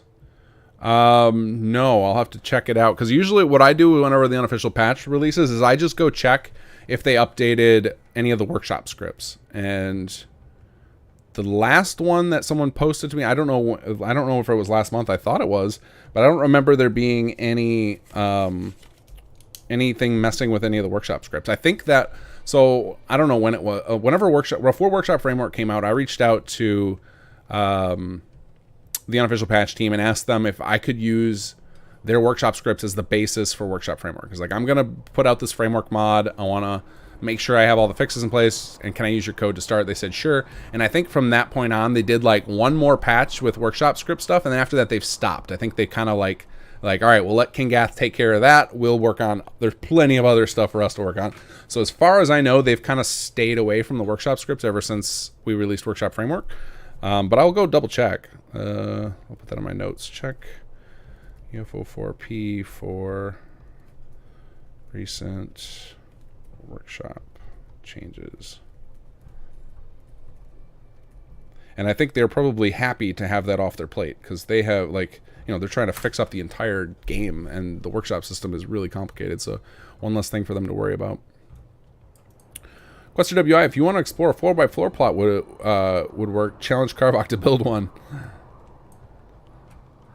I'm still hoping we see, once I finish the tutorials for HQ, to see if we can get Carvok into the CK and see what kind of damage he can do. Jason Lockrantz, game config menu is what you're referencing. Yeah, that's what I was thinking of when I was talking about longer power lines. That's just a straight up better version of that. Like, it gives you, because it gives you so many other tools to play with.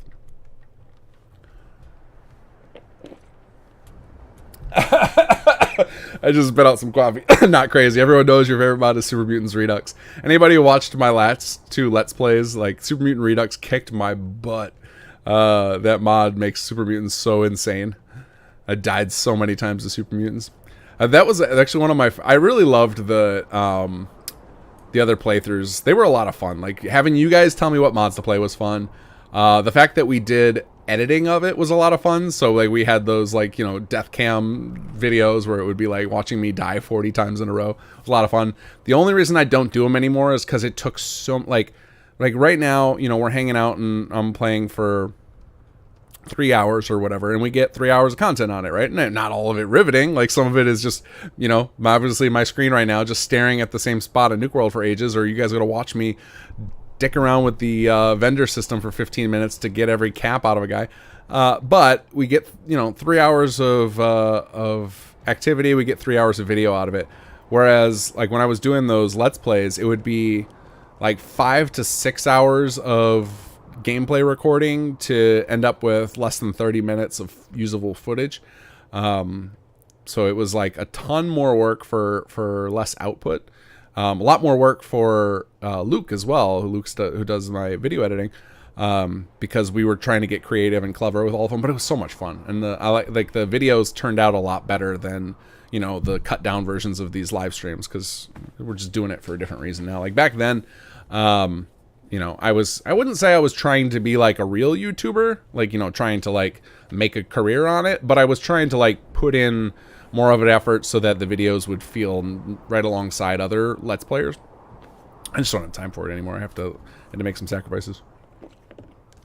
But yeah, Super Mutant Redux was a lot of fun during those, just because, like, I love getting my butt kicked on camera. Like, it's when I'm playing by myself, with the exception of Elden Ring, which is a freaking brilliant, genius game, I don't like getting my butt kicked. Like, I almost quit Prey because I made bad choices with my first few perks, and like my character just sucked, and I was getting my butt kicked over and over again. I was getting so frustrated, and like when I'm playing myself, I don't want to be frustrated. Like, I play games I never play on difficult mode. I play on normal mode most of the time.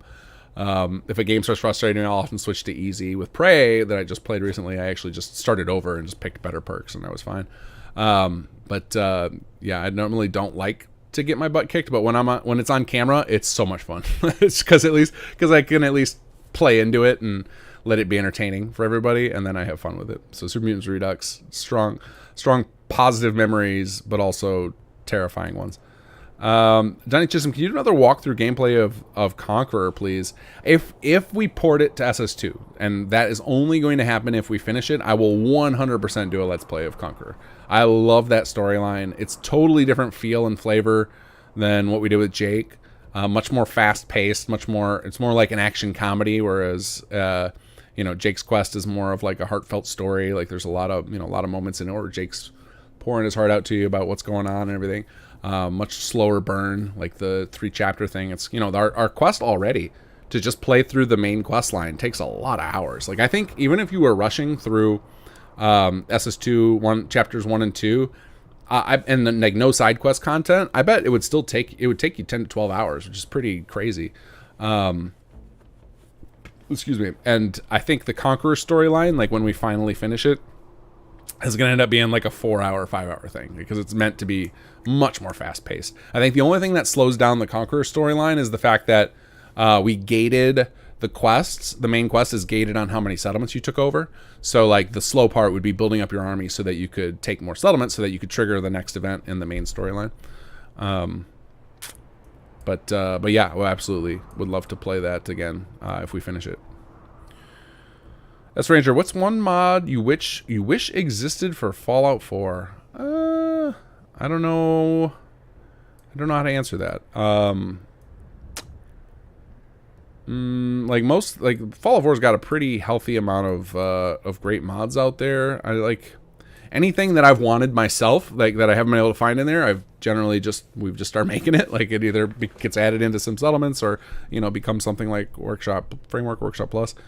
The only thing the things that I really want, I would say, are more like engine level things I want. Like I would love if somebody released a mod that like fixed the power grid problems in Fallout 4. Like that's something like I'm seriously considering putting out a bounty. And like I don't even really need to put out a bounty. I just need to contact Ryan M, the creator of Buff Out, and be like, yo, hey, could you fix this and I'll pay X amount of dollars. Like, please just put out a thing to fix this because it's so dumb and it's causing so many problems for so many people.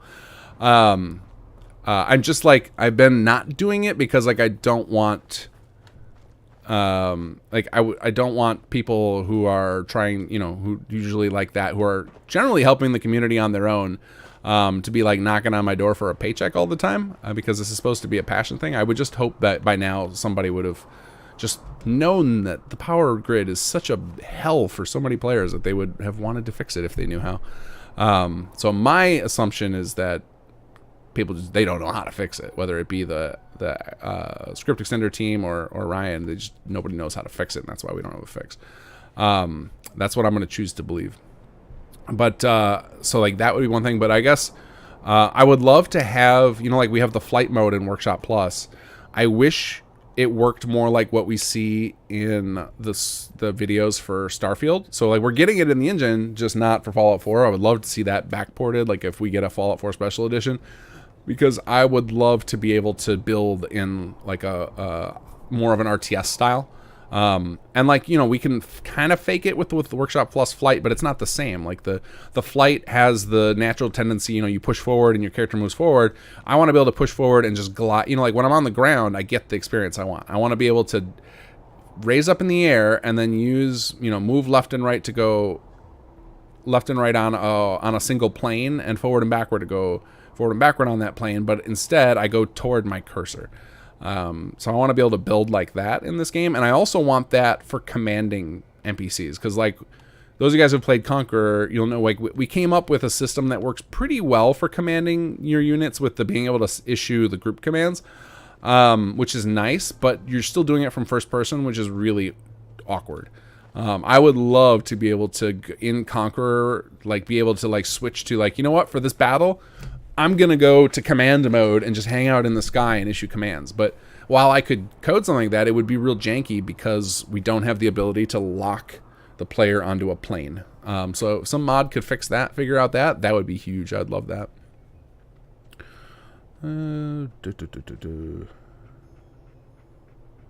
I guess beyond that, those ideas for the mods, which are kind of like system level things, I really want to see a full world space mod actually release for Fallout 4. You know, like we've got London seems to be like the most likely one to get released now based on what we've seen. But you know, seeing like an actual finished Miami or Cascadia, I would love to see one of those actually happen, because like the it looks like they're putting, you know, these folks are putting in a ton of effort. They look like their world spaces are great. I hope one of them actually makes it to completion. That would be amazing. Ray Powers, thank you for all the hard work you put in for us. You rock. I would love to see a video of the top ways to enjoy F4 in full with mods. I mean, I would go check out some channels that are committed to that. You'll be able to find out a lot of good ones. Like Juiced, obviously, I think is the most popular, who has lots of videos, and he's always putting out. He's got like 40 videos called like top 10 mods to get you to reinstall Fallout 4 or something. Go check out his list; he'll have a lot of good ones. I'm trying to think of who else you would watch. Like Gopher used to do videos on it. They're more like mod review videos.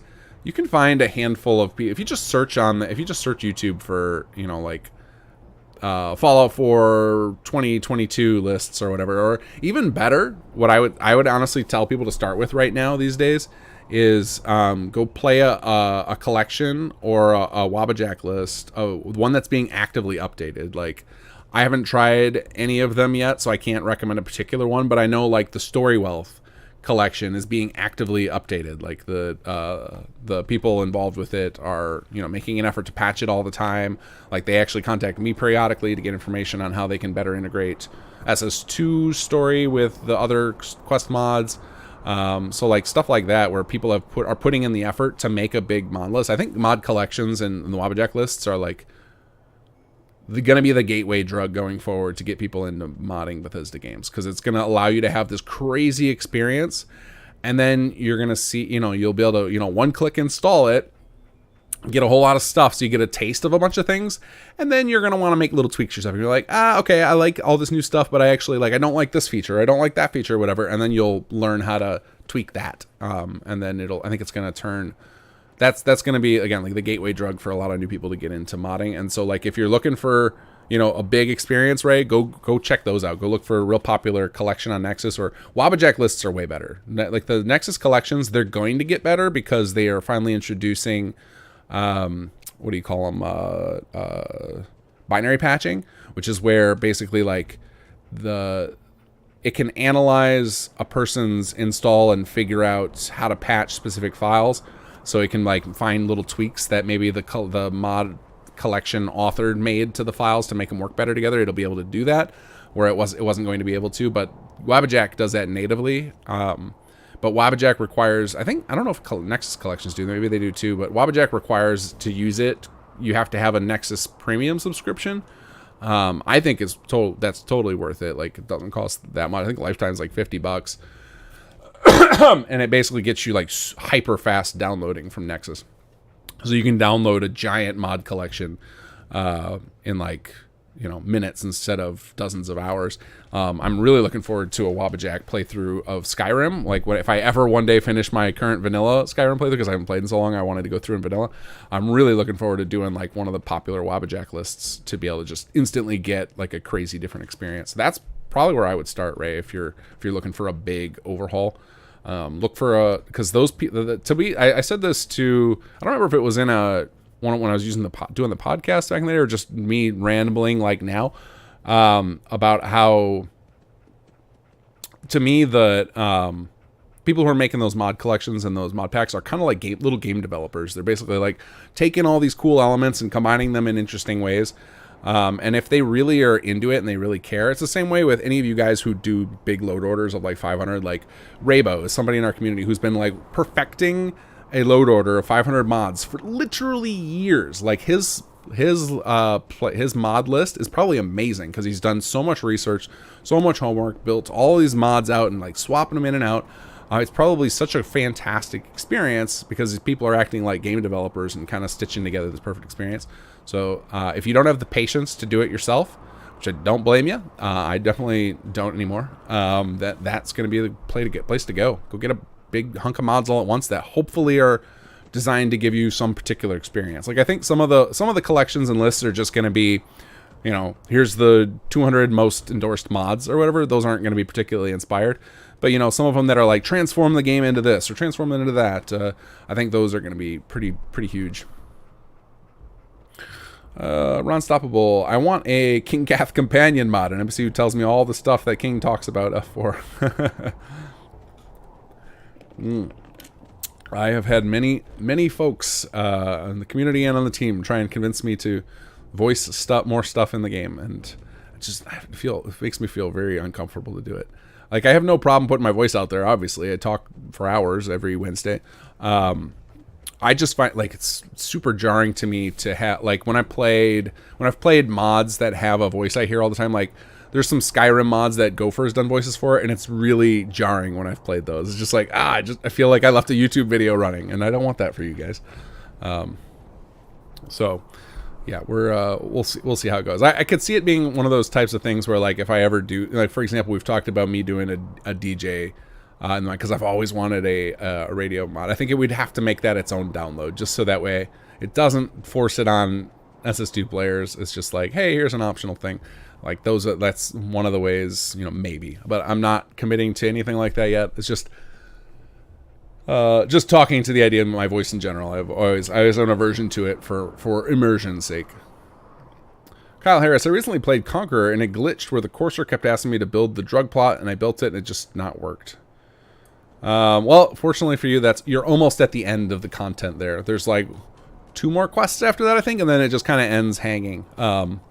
So, excuse me, as far as it not detecting the plot, SS1, I mean, SS2 has had this problem in the past. SS1 was really bad about script lag because I, was learning as I went when I made SS1, and SS2 now is built on a much sturdier foundation, but SS1 would have a lot of problems with script lag, way more than SS2 does.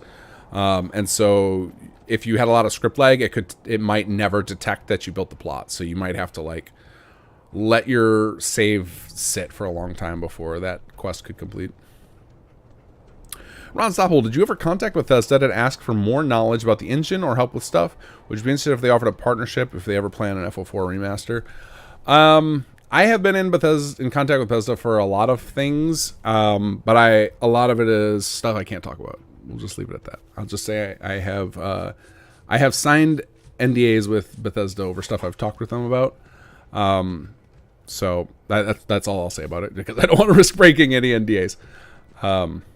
But I mean, of course, I would be interested in anything to do with an FO4 remaster for sure. I will say that's not anything that I've talked to them about. But yeah, I mean that would be amazing. Quester WI, do you do a Kickstart? I'm sure people would give money for you guys to go full time on this. Yeah, I think so. Like we've discussed that some of us about like could we do such a thing? And the issue, like the point where I keep stopping it is like, okay, well we're so far away from making our own game that like you think about like a successful Kickstarter, how much we run the numbers, like how much money a successful Kickstarter, even like a moderately successful, not like these crazy. Some of these like insane ones that just go millions and millions of dollars, like even just like an average one, and then we divide that up by the minimal salary that a team would need to survive for a couple of years while you develop it, and it just wouldn't cut it given how long it would take us to develop something, because we don't have the experience. Like we can't go license the creation engine, and even if we could, building a full world space is a ton of work. So like the Kickstart would be cool, but I don't think that I or the team is in a position where we could even pull anything useful off with it yet. Like we still had a lot to learn.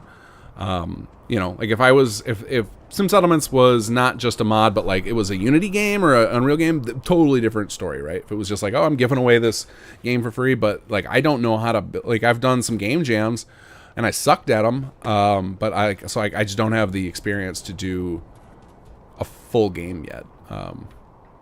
I know how to do a lot of little gameplay elements, and obviously we've got great writers on our team and some great artists. We've got a lot of people with some great skills, but we don't have the glue like to pull it into a full experience from the ground up yet. So it would waste a lot of your guys' money to do it currently in my current skill set. Ron Stoppable, could you add a refresh position hotkey for the HUD elements? I always put them somewhere, but they won't stick when I return. Yeah, it definitely sounds like some sort of mod conflict, because the SS2 does save the position. So like when you start tinkering with the HUD with our hotkeys, it does save that position data. So if it's not holding, there's got to be some sort of mod conflict there. Oscar, you should put this Let's Play on DVD and sell it. Yeah, that's not selling it. Do any of you guys still collect DVDs? Like I mean, like I actually, For video games, I've still clung. I mean, well, actually, I shouldn't say I clung to it. For certain game systems, I've clung to, like, I need to have my hardware. And I guess, like, lately with all of the streaming services, like, pulling random stuff randomly, and, like, with how many, like, to watch everything now costs, it's like old school cable again. It's like you gotta buy all the damn movie channels. I guess I can see the draw of, like, owning physical media again, just because you never know when some streaming company is going to pull the rug out from you, under you, and take away something you want to be able to watch. But man, it was when Netflix became big and I was able to get rid of my DVD collection, that was a huge space saver. Like, I really appreciate not having all those discs in my house anymore. James Roden, if you do end up getting Conqueror going again, you have to take over Diamond City. Now, as Jammer would say, go big or go home. Man, I would love, there's some certain things that I would love to have done with Conqueror, and just in general in the game. But like and maybe you guys don't think this is necessary, but I always feel like we have to build up to those moments and we have to earn them. It's like why it's taking this long to get SS2 where it's at story-wise, is like, I don't think, I hate, that's one of my pet peeves with like Bethesda's game style of like, you do these little short quest lines that take, an hour or two, and now all of a sudden you're in charge of this organization that's been around forever. Like, it always feels ridiculous. And so, like, doing something like running a war to take over, the biggest city in the Commonwealth, I feel like you got to earn that. You got to work your way up to it. So it takes a ton more work to get there. So like, or like, the other one I want, aside from taking over Diamond City as raiders, that would be really fun, is having other faction ways to take over the vanilla game. Like a raider path to take out the Institute, or like a storyline where Jake and the company and everything have to deal with the Brotherhood or the Institute, stuff like that would be really cool, but it would require just crazy amounts of work. And I bet if it weren't for the voice acting, we would already probably have put that on our agenda of like, all right, let's make an alternate ending to the base game, a new path to deal with all the major factions through Jake and company. But it's just like trying to write that in is so obnoxious. Like, we're trying to work in little bits where we can arrange for, pseudo conversations that involve our characters and vanilla characters, but it's a real pain in the butt. And anybody who suggests XVA Synth, I think you need to go re-listen to some of the voice files generated from XVA Synth. They are really not good. Mad props to the guy working on it. It's just not up there. It's not there yet. I don't know if it'll ever get there either. And not anything negative to his software. I just think that the tech is not quite there. I did see some crazy technology recently. There's a website where they've paid a bunch of voice actors for rights to their voice, and then they pay them based on your usage of their voice. But it's significantly cheaper than paying for a voice actor, and it sounds really legit. If you guys any of you guys are fans of Corridor Crew on YouTube, they did a video of using this, and like, it does voice changing. So you basically, like, you say all the lines and it uses this person's voice and accent to change your voice into it, and it's really, really convincing. Like, that combination of having a person speak the line and give the inflection with as a voice changer, it works way better. But that technology, you couldn't get like the voice of Nate and Nora. Like, those guys, those voice actors are not going to sell the rights to change to their voices, because that would put them out of work. So that is one of the reasons we have not done cool stuff like what you just described, of like taking over Diamond City or taking on the Institute or anything like that, because we want to earn it, and we got to be real careful when it involves vanilla characters because we don't have their voices. Quester WI, I can't wait till Fallout London complete. In the first video tease they did, yeah, oh, you could see the neighborhood you lived in back there in the late 70s, early 80s. Oh, that's really cool. That video, I mean, I said as much when I saw it when I streamed after seeing it, and when I talked to Prilladog on the stream. That intro they did, like, was a game changer for the how I perceived that mod. Like, to me, like, no offense to the team, but the Fallout London looked like one of those, like, the jankier ones of the Total Commerce. Like their logo didn't seem quite as polished as, you know, like Cascadia or Miami, and like, you know, the videos and screenshots and stuff they were showing just didn't look quite as polished. And then they put out that, and it's like, that just blows away everything everybody else has done. So like it went from like, you know, in my like, I mean, I'll check it out if it comes out, but I'm not holding my breath, to like, oh, I can't wait to play this. Fall London looks really impressive now. Ronstop, oh my god, a King Goth radio mod, please. We'll see. We'll see. First things first, we gotta finish SS2, and I got a lot of bug fixing to do. I don't have time to be because like the voice acting a radio mod, that would be pretty big time investment. I guess I could take a few nights off of streaming to do that. So I guess I can't say time is the issue. The real time issue would be pulling any of our writing team off to work on it. But yeah, really the number one holdback is just me being weird about my voice in Fallout 4. Is really the number one roadblock to a DJ mod. Quester WI, if you talk to the guy in the power armor on the right at the gate to Vault 111, it is a voice actor from Skyrim. Oh yeah, for sure. He does a few different voices in there. I think who else is a voice actor from Skyrim? We hear Nick is a voice actor that's been in like all of Bethesda's games. Who else is a common one? I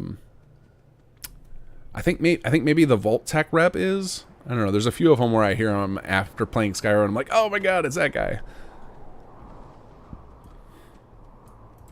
Discmaster Custom World Space wouldn't fit on consoles anyway. Yeah, it's kind of a thing. I mean, really, like, I would hope that if we get a Fallout 4 Special Edition, Bethesda's smart enough to let consoles play with bigger mod space, because it would be, you know, it'd be really interesting if Sony still is hardline against custom assets with their, you know, how their business model is now, and like with PS5 and everything.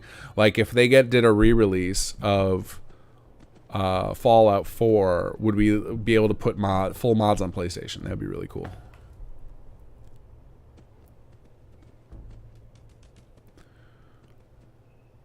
Connected to physical over digital. Company can't stealth edit, censor a disc on a shelf. Yeah, that's true. Yeah, I could say, there's definitely some reasons to do it. I just like the physical space I was using for media was driving me nuts. So I appreciated being able to downsize for that. And now I'm at the point where it's so rare I want to watch anything in particular, because there's the nonstop of stream of new content.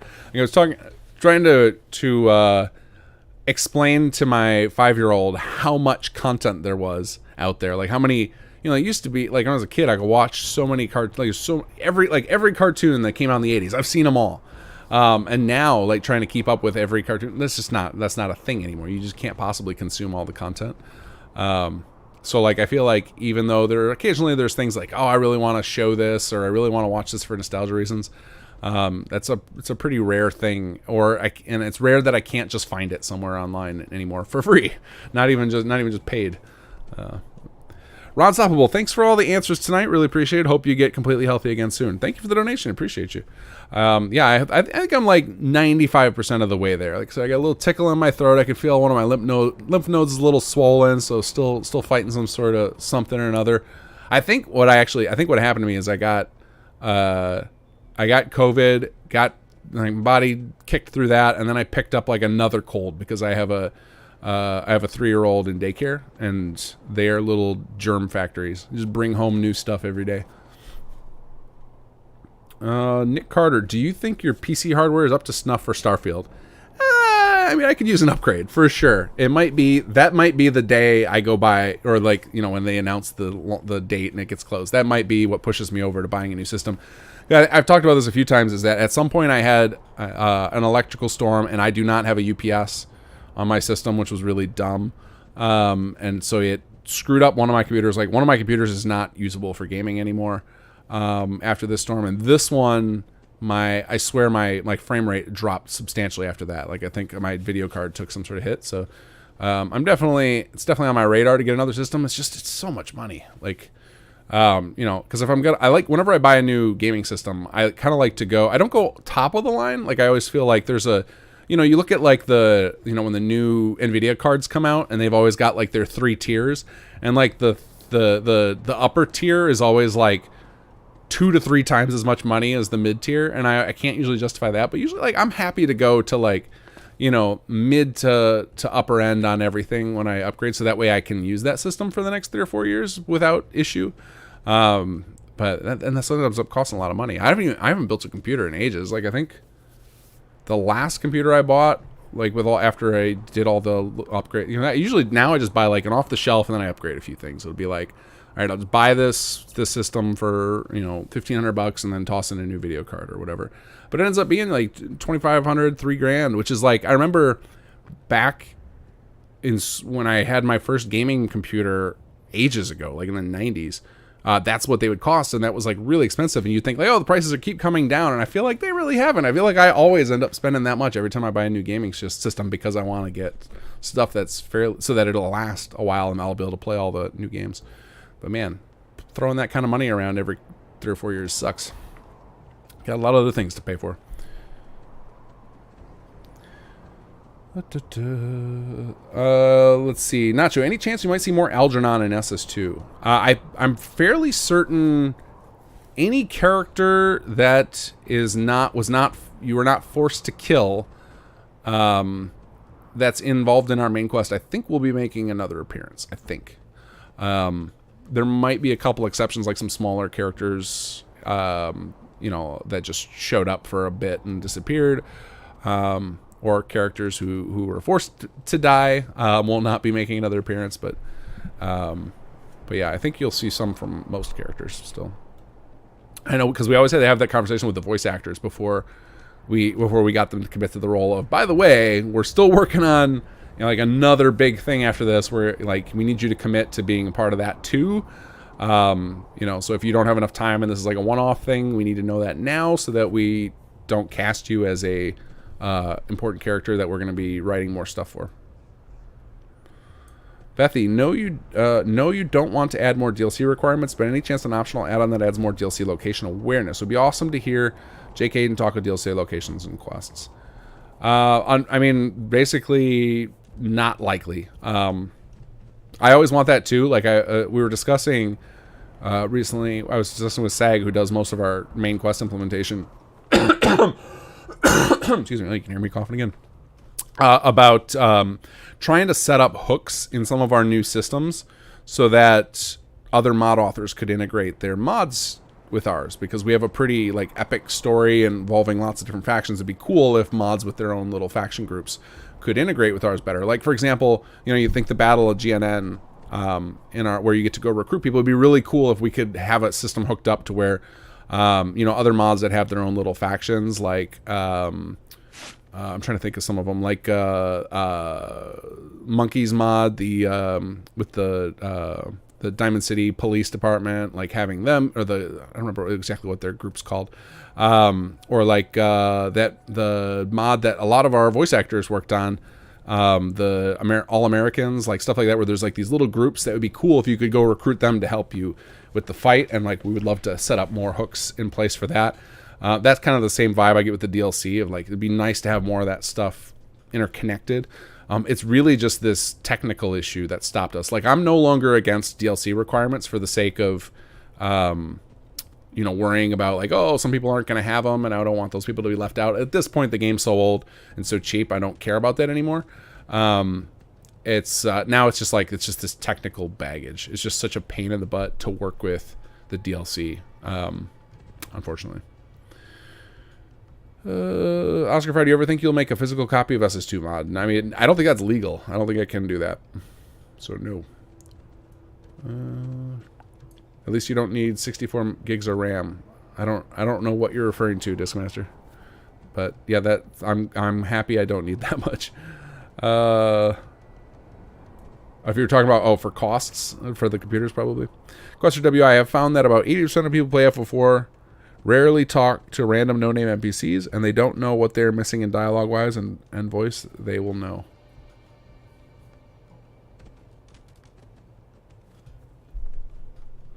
I think if what you're getting at is replacing the voice actors, yeah, we've discussed that. Like, we were talking about for a while, replacing the voice actor for the Mechanist because she has very few lines. And we currently shelved that because I think workload. It was just like, we have so much stuff we're working on already. Like, we don't need to add that to the mix too. Like, that's the other thing. It's like, there's a million great ideas we could pursue, but we all only have so much time. So like, at some point it just becomes like, yes, that would be amazing, but like, do we want to commit to that work? Because it's not even a matter of like, is this idea good or bad? It becomes an aura of like, you know, do we want to do it for this particular purpose? It's now like, we have our time slot filled, we have our story filled up for a good amount of time, and then it's like, so do we want to add another 6 months of development time or add another year of development time or whatever to pull off all these ideas? And that's what starts to come into question of like, you know, we're very, I mentioned this a million times, we're very cognizant of the fact that the Bethesda game audience tends to gravitate toward the latest game, whatever it may be. Now, there's always a residual amount of people, and people always come back to the last one in the franchise, and then even some older games. But it's like very weighted. Like, if you laid out like a graph of the players and what games they're playing, it's like on a monthly basis, like the number of Fallout 4. Skyrim is a weird exception, but like if you look at like Fallout, you know, Fallout 4 versus Fallout Vegas, New Vegas, and Fallout 3, like the Fallout 4 player base right now dwarfs New Vegas and Fallout 3 in the same way that Skyrim dwarfs Oblivion and Morrowind. Skyrim is an outlier in that like Fallout 4's audience doesn't dwarf Skyrim's. I would bet, if anything, Skyrim's is probably slightly larger, or they're very close to each other, despite the fact that Skyrim's an older game. But I think content-wise, I think Starfield and Fallout 4 are going to be closer in line to each other because they're both going to be, you know, shooters with base building. Like, they're going to have a lot of similarities to them. So to get all these engine improvements, I think it's going to pull a lot of people in for a very long time. And like the modding potential of Starfield, holy crap. So anyway, point of all that is we have a lot of ideas that we would love to pursue, but you know, we're kind of assuming that we want to be with where you guys are. We want to be where the audience is. And you know, you might say now, oh yeah, we'll stick around Fallout 4 for a long time, but I don't believe you.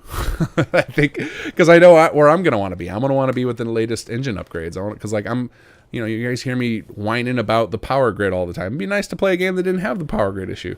I would like to be able to play around in an engine that doesn't have that, and play with whatever new toys we get. Like, I want to make spaceships. That'd be awesome. Having full vehicles, or like, you know, having our own Sim Settlements planet where we can do whatever the hell we want. That sounds awesome. Stranger S, how does the Nuka World Raider system work with SS2, by the way? I have no idea. I have not messed with it at all. Like since we don't break vanilla settlement rules with SS2, it should just work the same way it does with the base game. But we don't do any special handling for Nuka World. We do have in the code base for handling. So with Conqueror, we did have to deal with the fact that we use some of the same systems that let Conqueror run to pull off things like the maps. So like on the map, I don't know if it'll show up in my game right now. No, it's not on there. You can kind of see it here. So you see that little skull icon in the chain right above Abernathy Farm there? That is from Nuka World, but it's actually baked into the base game. And we took advantage of that for a few things, and that causes some like weird oddities to show up when you start playing with the Nuka World Raiders. And so we have to have systems in place to deal with that in SS1, and we'll need that again for SS2. But that's about as far as I think about Nuka World, just because there's so much. Again, it's back to what we were just talking about. It gets to a point where we have more ideas than we have time to implement.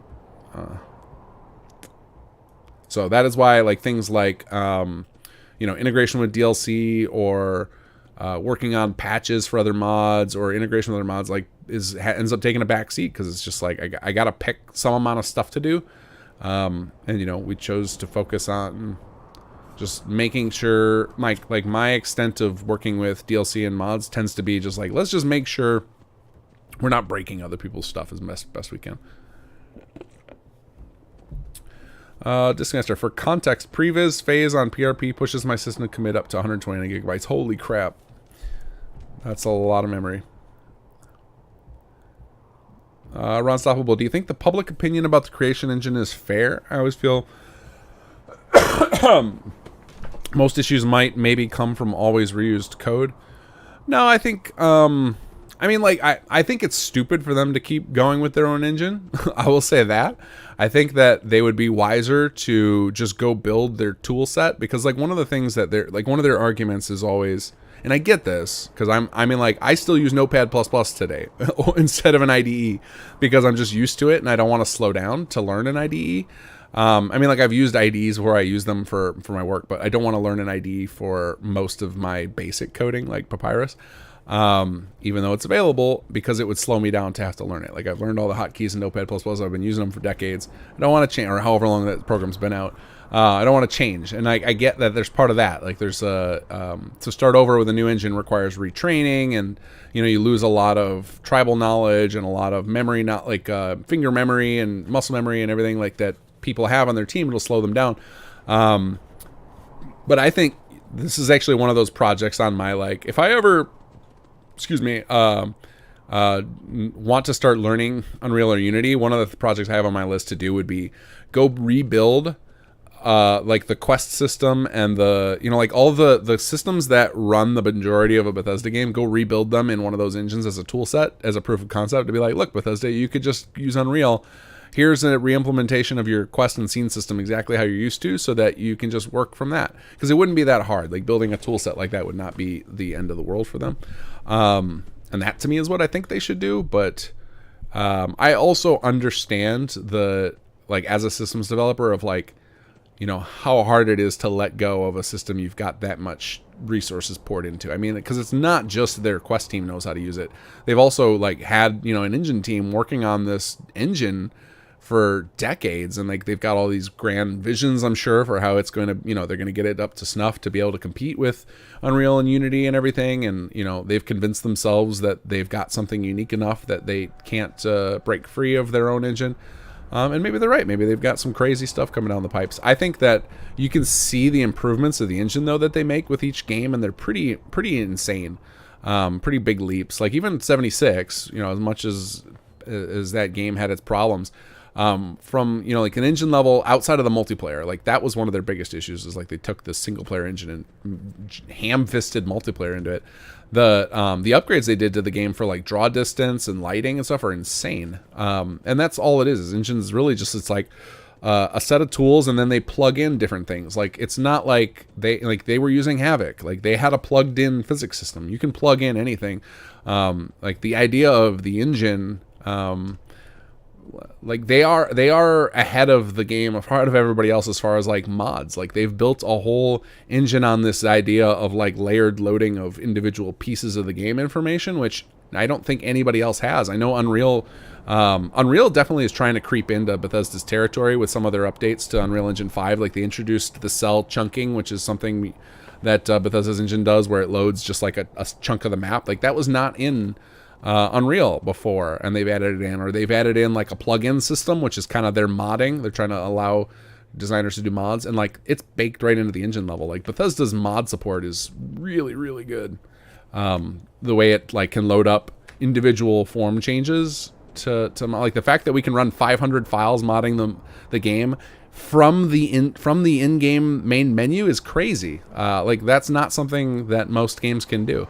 So the engine's got its perks. It's got, I think its biggest bad rap is because it's always dated visually, but they're about to catch up. Like, you could see from some of the videos they've shown of work they're doing on TES 6, and they're getting into photogrammetry. And once you get to photogrammetry, there's nothing left. Like, you're at a highest fidelity. You're literally taking, you know, actual scans of real objects and putting them in the game at full polygon. So, like, I imagine, like, any engine to survive now, they're going to have to do what Unreal just did, which is virtualized geometry, which basically means you can have infinite triangles, and so you can have, like, the most complicated models possible in the game.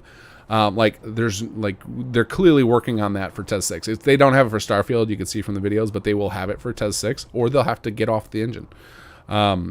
And, like, I think, again, going back to my argument to them getting off of it is, like, instead of you guys splitting your resources and having some of your team working on that, just sorry, engineers, you're all fired. We're going to hire more quest designers, and we're going to make cooler worlds, knowing that the engine stuff is already handled for us by a dedicated company who's committed to it, and has, you know, billions of dollars being poured into it. Like that, to me, like that, I think everybody should just be on Unreal, because nobody can compete with the amount of resources that they have right now. They can just throw so much money in making that engine insane, that it's like, might as well get on that bandwagon. And then the knowledge that's going to grow from it, you know, in the game industry wide, of like people figuring out tricks and whatnot, it's going to be pretty wild. So like, whereas anybody new that Bethesda brings in, they have to train from scratch on their engine. So I guess a yes and no, long answer. I think it's fair in some instances and not in others. I think that they do. I think they still have some edges in their particular category of moddable single player games. I think that there are still a lot of things that the Creation Engine does that no other game engine does yet.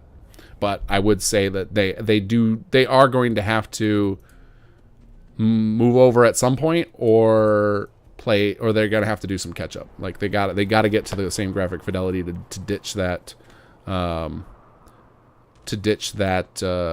Label.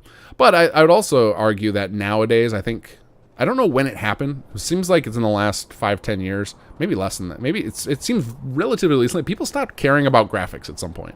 You know, like we care in the sense of like, we don't want it to look ugly, but like maybe it's just like the surge in retro games of like, we've suddenly become, you know, way more accepting of just like just bizarre looking graphics, or like not great looking graphics.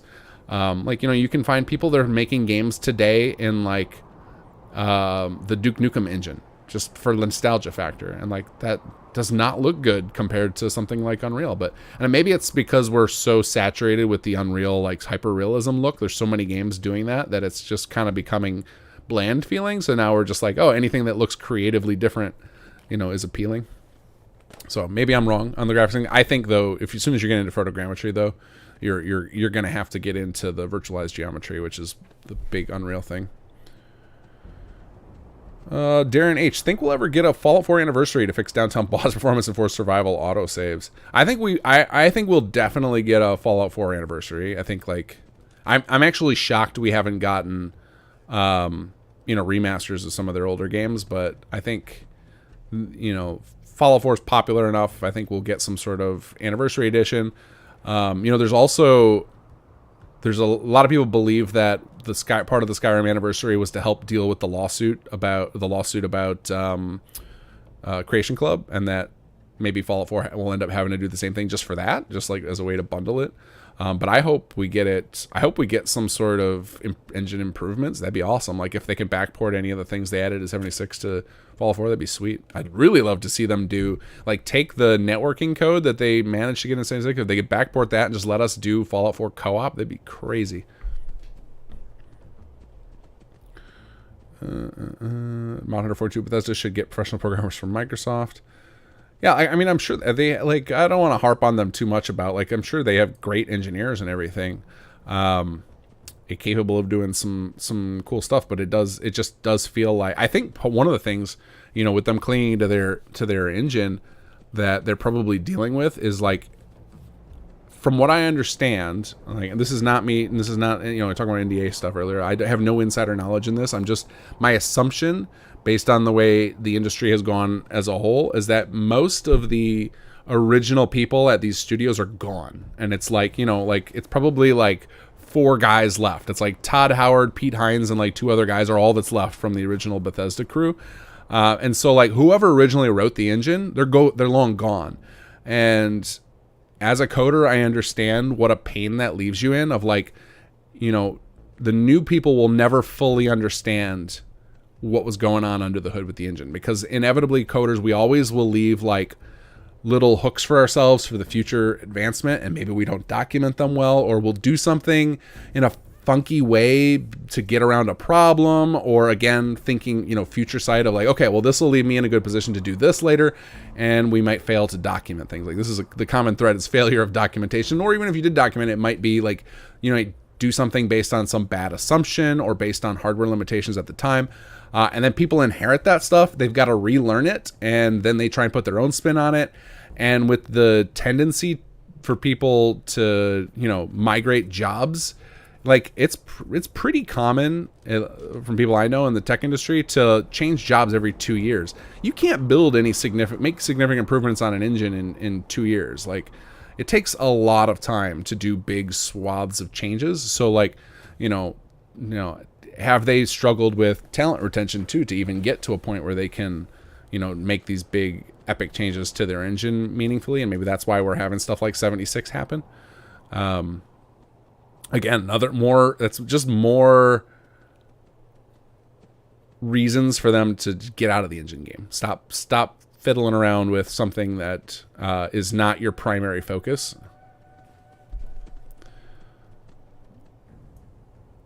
Quest WI, I mean the random NPCs that wander around DC and other areas that have some great dialogue, but watching streamers just run past them. 90% are gems.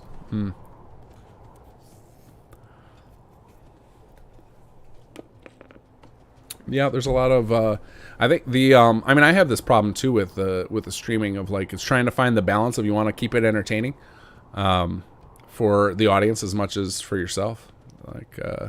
Like that's why I try not to spend a ton of time in build mode, because to me that's not particularly exciting.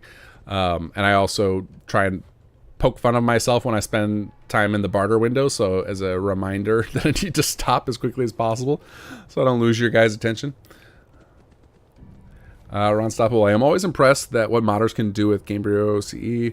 Like, look at the cars mod for NV. What I wonder if is the dated look and the bugs really an engine problem or code problem? I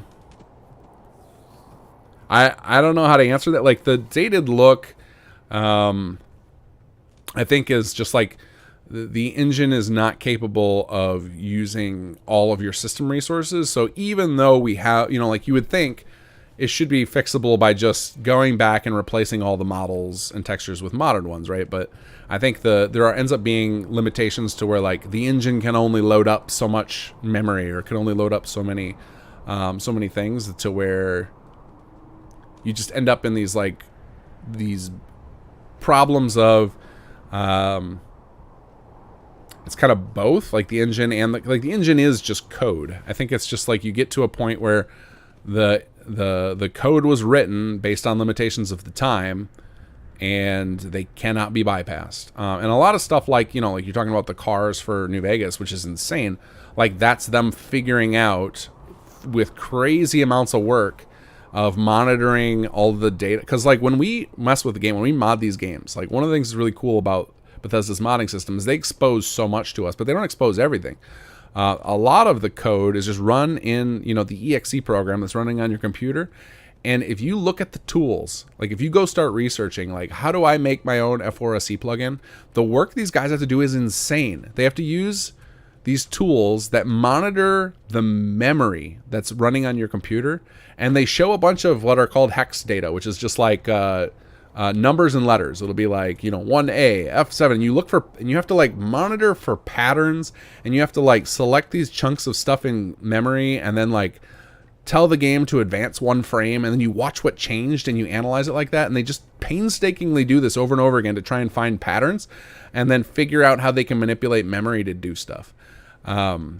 So like part of the thing, like one of the limitations with modding, and like why the game ends up kind of locked into this state of feeling a little bit dated, is that we just don't have access to like recompile the EXE. So we have to do these real hacky things, which is why it'll take people years to figure this out. I don't know where they get the dedication to do stuff like that. Like I don't know where the people who did that cars physics thing where they found the desire to put that much effort in. It's like, just play a different game at that point, like if you want cool car mechanics. But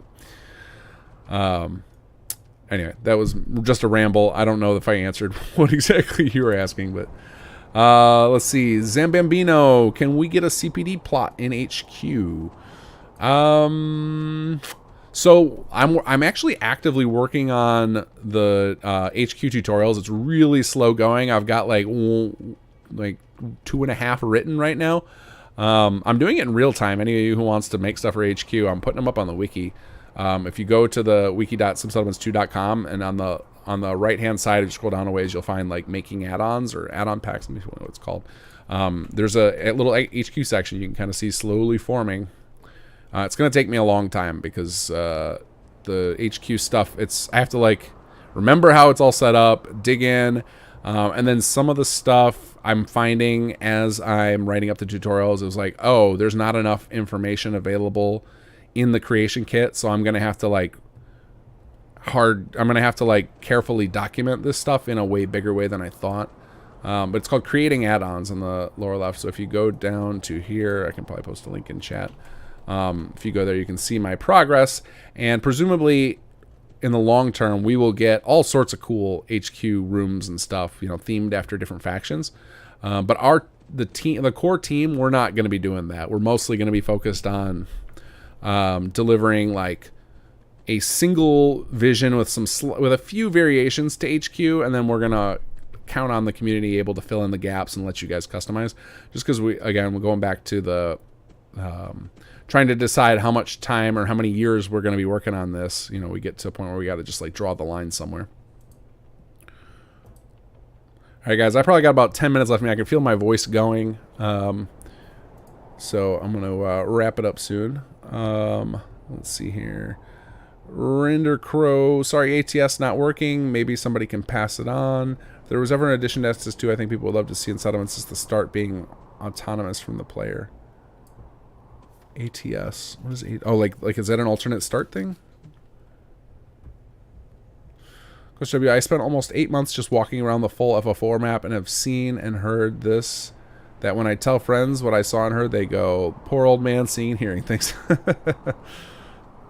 Stranger S, do you think mod creators will ever be able to make a humble living in the future? Have you seen Minecraft handles mods in the marketplace?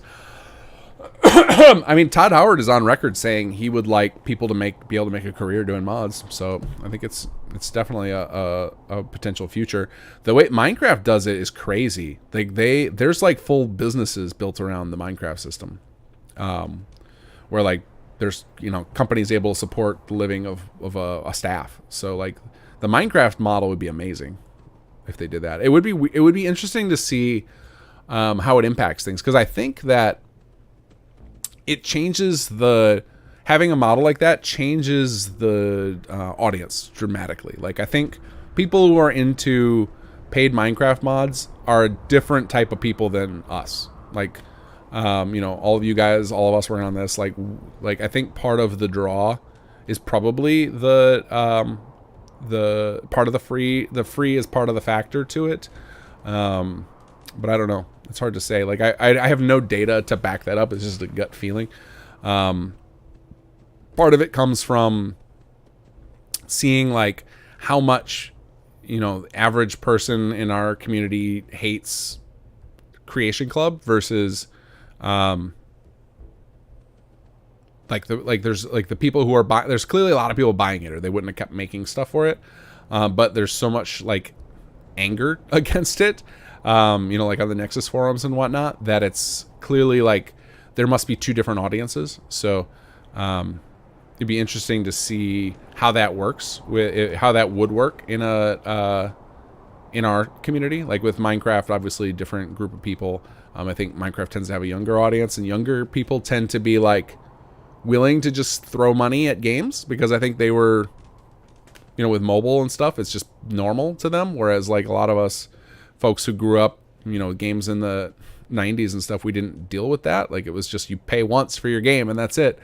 This idea of being nickel-dimed in your games is really makes us angry. It's like there's so much in all the monetization schemes, everybody gets really angry, but I think older gamers tend to get more angry at it than younger. So again, really curious to see how that would play out. I think Creation Club is a good a demonstration of how that would play out. Of like, there must be an audience for it, but I don't think it's us. Unstoppable. Yes, you definitely answered my question. My knowledge is super limited and much half knowledge, so it's always cool to get some insight. Bethy, do you think future Bethesda games will be held back now that Microsoft owns them, or are you worried they'll stop sharing tools or hold anything back for PC to keep console mods on a more even keel?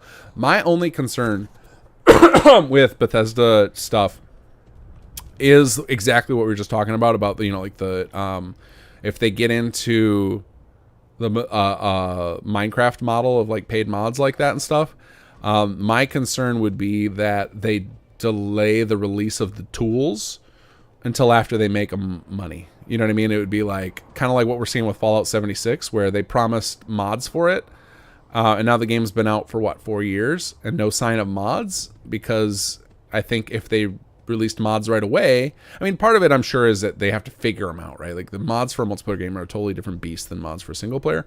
But I think their part of it is got to be, that's going to cut into their profits.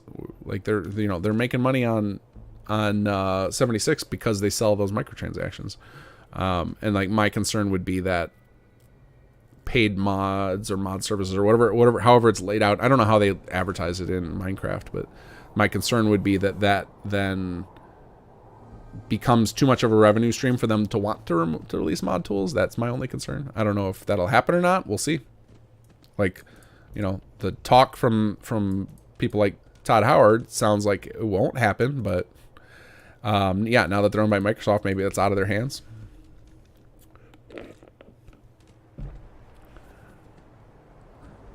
So yes, you can see a lot of Patreon modders though on Skyrim make quite a lot of money though, so the opportunity exists. Yeah, there's definitely people willing to pay and fund mods, but like even looking at the highest grossing like mod creator for any game out there, like there's a couple of people who make GTA 5 and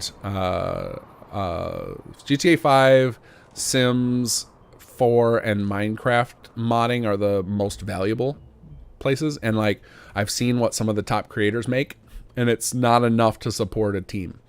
Like it can support a couple of people, but it's not going to support a team of like a team big enough to make like a game. So like for example, like Patreon would never be able to fund like the team it was required to pull off SS2. It's like it covers our expenses, but it's not paying anybody to sit here and make mods all day. So it'd be interesting to see if, but like looking at the Minecraft thing, like their official thing, there's like crazy money in it. Like I think they've said they've paid since 2017 or 20 since it's launched, they've paid out like $300 million or something crazy like that. Like it's a different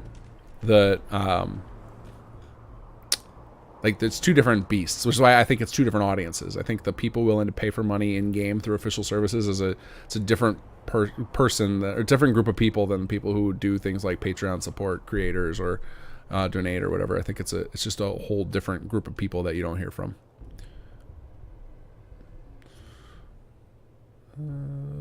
Render Crew, have a good night. And to clarify, it's not a mod, but I mean base settlements not tied to the player growing on their own. So on arrival to say Grey Garden, you would find a settlement in place. Oh, that system is already in SS1 and it'll be coming to SS2. We will have a system like that for sure. Let's see. Sinister 1, Recreation Club. I think the rage is often at the cost. I think at a lower price point, they might have been much more popular. I think the value is key for paid mods. Yeah, it's a tough one on the cost of that Creation Club stuff. Like I see that, when you compare any of the microtransaction stuff, not even Creation Club, but any game, you compare it to the value of a DLC and it always seems horrible. It's like, what do you mean I'm going to pay like even $1 for an outfit? Seems outrageous when I get, a DLC with a big quest line and like the opportunity to pick up a dozen different new outfits for $20, and you want me to spend even $1 on just a piece of clothing seems insane. But when you really look at how profits work with a business, it makes a lot more sense. It's just like, when you're selling something like a DLC, you can sell copies to a lot more people than we're willing to pay for the smaller thing. And so like you can give more value. It's kind of like it's just the economics of it. It's like you don't need to make as much per unit as you do when you're selling to less people. It's like supply and demand laws, or so the value proposition always looks horrible. But it's just the basic economics of it. If less people are going to buy something, then it's going to cost more. Commander 67, hey Kingeth, I know you probably get this a lot, but you kind of inspired me to making my new mod, and I want to give my appreciation for teaching me the mod tools for Fallout 4, so thank you. Awesome. I am glad I was able to help you. I wish I had more time to do tutorials. Like I'm barely having time to work on HQ tutorials now. I miss doing the mod school videos because there's still a lot more information I'd like to share, but I had to, a lot of stuff had to give when we got into SS2 development because it's so much more demanding than SS1 was. Render crew, Bethesda should pay you for this mod as a thanks, honestly. I will say it would be really, really cool to ever be able to release this mod through some sort of like, you know, like package, like they're doing it now with Doom, where like you can where they're packaging really popular old Doom mods in as official content. Like that would be so cool to see them like officially packaged into a build of Fallout 4 one day, or you know, especially as a way to like get it onto PlayStation. Man, that would be cool. All right, guys, I'm gonna grab the next questions I see on screen, and then I'm going to bed. I'll let my throat rest. Let's see. Oscar and King Gathan team haven't ported over any adult plots, which sucks because I so want to turn Eggman's Alley into a Diamond City Red Light District. Well, we don't port the plots or building plans ourselves. If people have made any of those building plans out there, like either those mod authors need to port them themselves, or there's a couple people in the community who have reached out to do porting. I don't know what their stance is. And like XV has done some porting. I'm trying to remember who else has done it, but basically you just got to find somebody who knows how to do it and get permission to do it, or do it yourself. Like we actually have scripts for automating most of the conversion. That's why you saw like the date we released SS2, a whole bunch of add-on packs released too, because Pra was kind enough to write up a pretty complex conversion script to port stuff forward from SS1. Okay, guys, I'm going to bed. My throat's killing me. I think I overdid it, but it was really fun. I missed this. Even just 2 weeks off was too much. I would like not to miss again, because it's fun to just let you guys. I love that you guys let me ramble on about whatever random crap comes up in my head. So SS2 related or otherwise, and it's fun to play the mod too every week. But we will have a patch next Friday. I've got one like half completed. Go check it out on the public beta. It's on the forums. If you want some of those fixes now, it should make CPD way more playable. I'd fixed a lot of the bugs in the main quest line of it, and the bounties can now be turned in. And I've got a few more quest lines I want to take a crack at over the next few days so that we can have a patch on Friday. All right, guys. Have a good night. I'll catch you next week.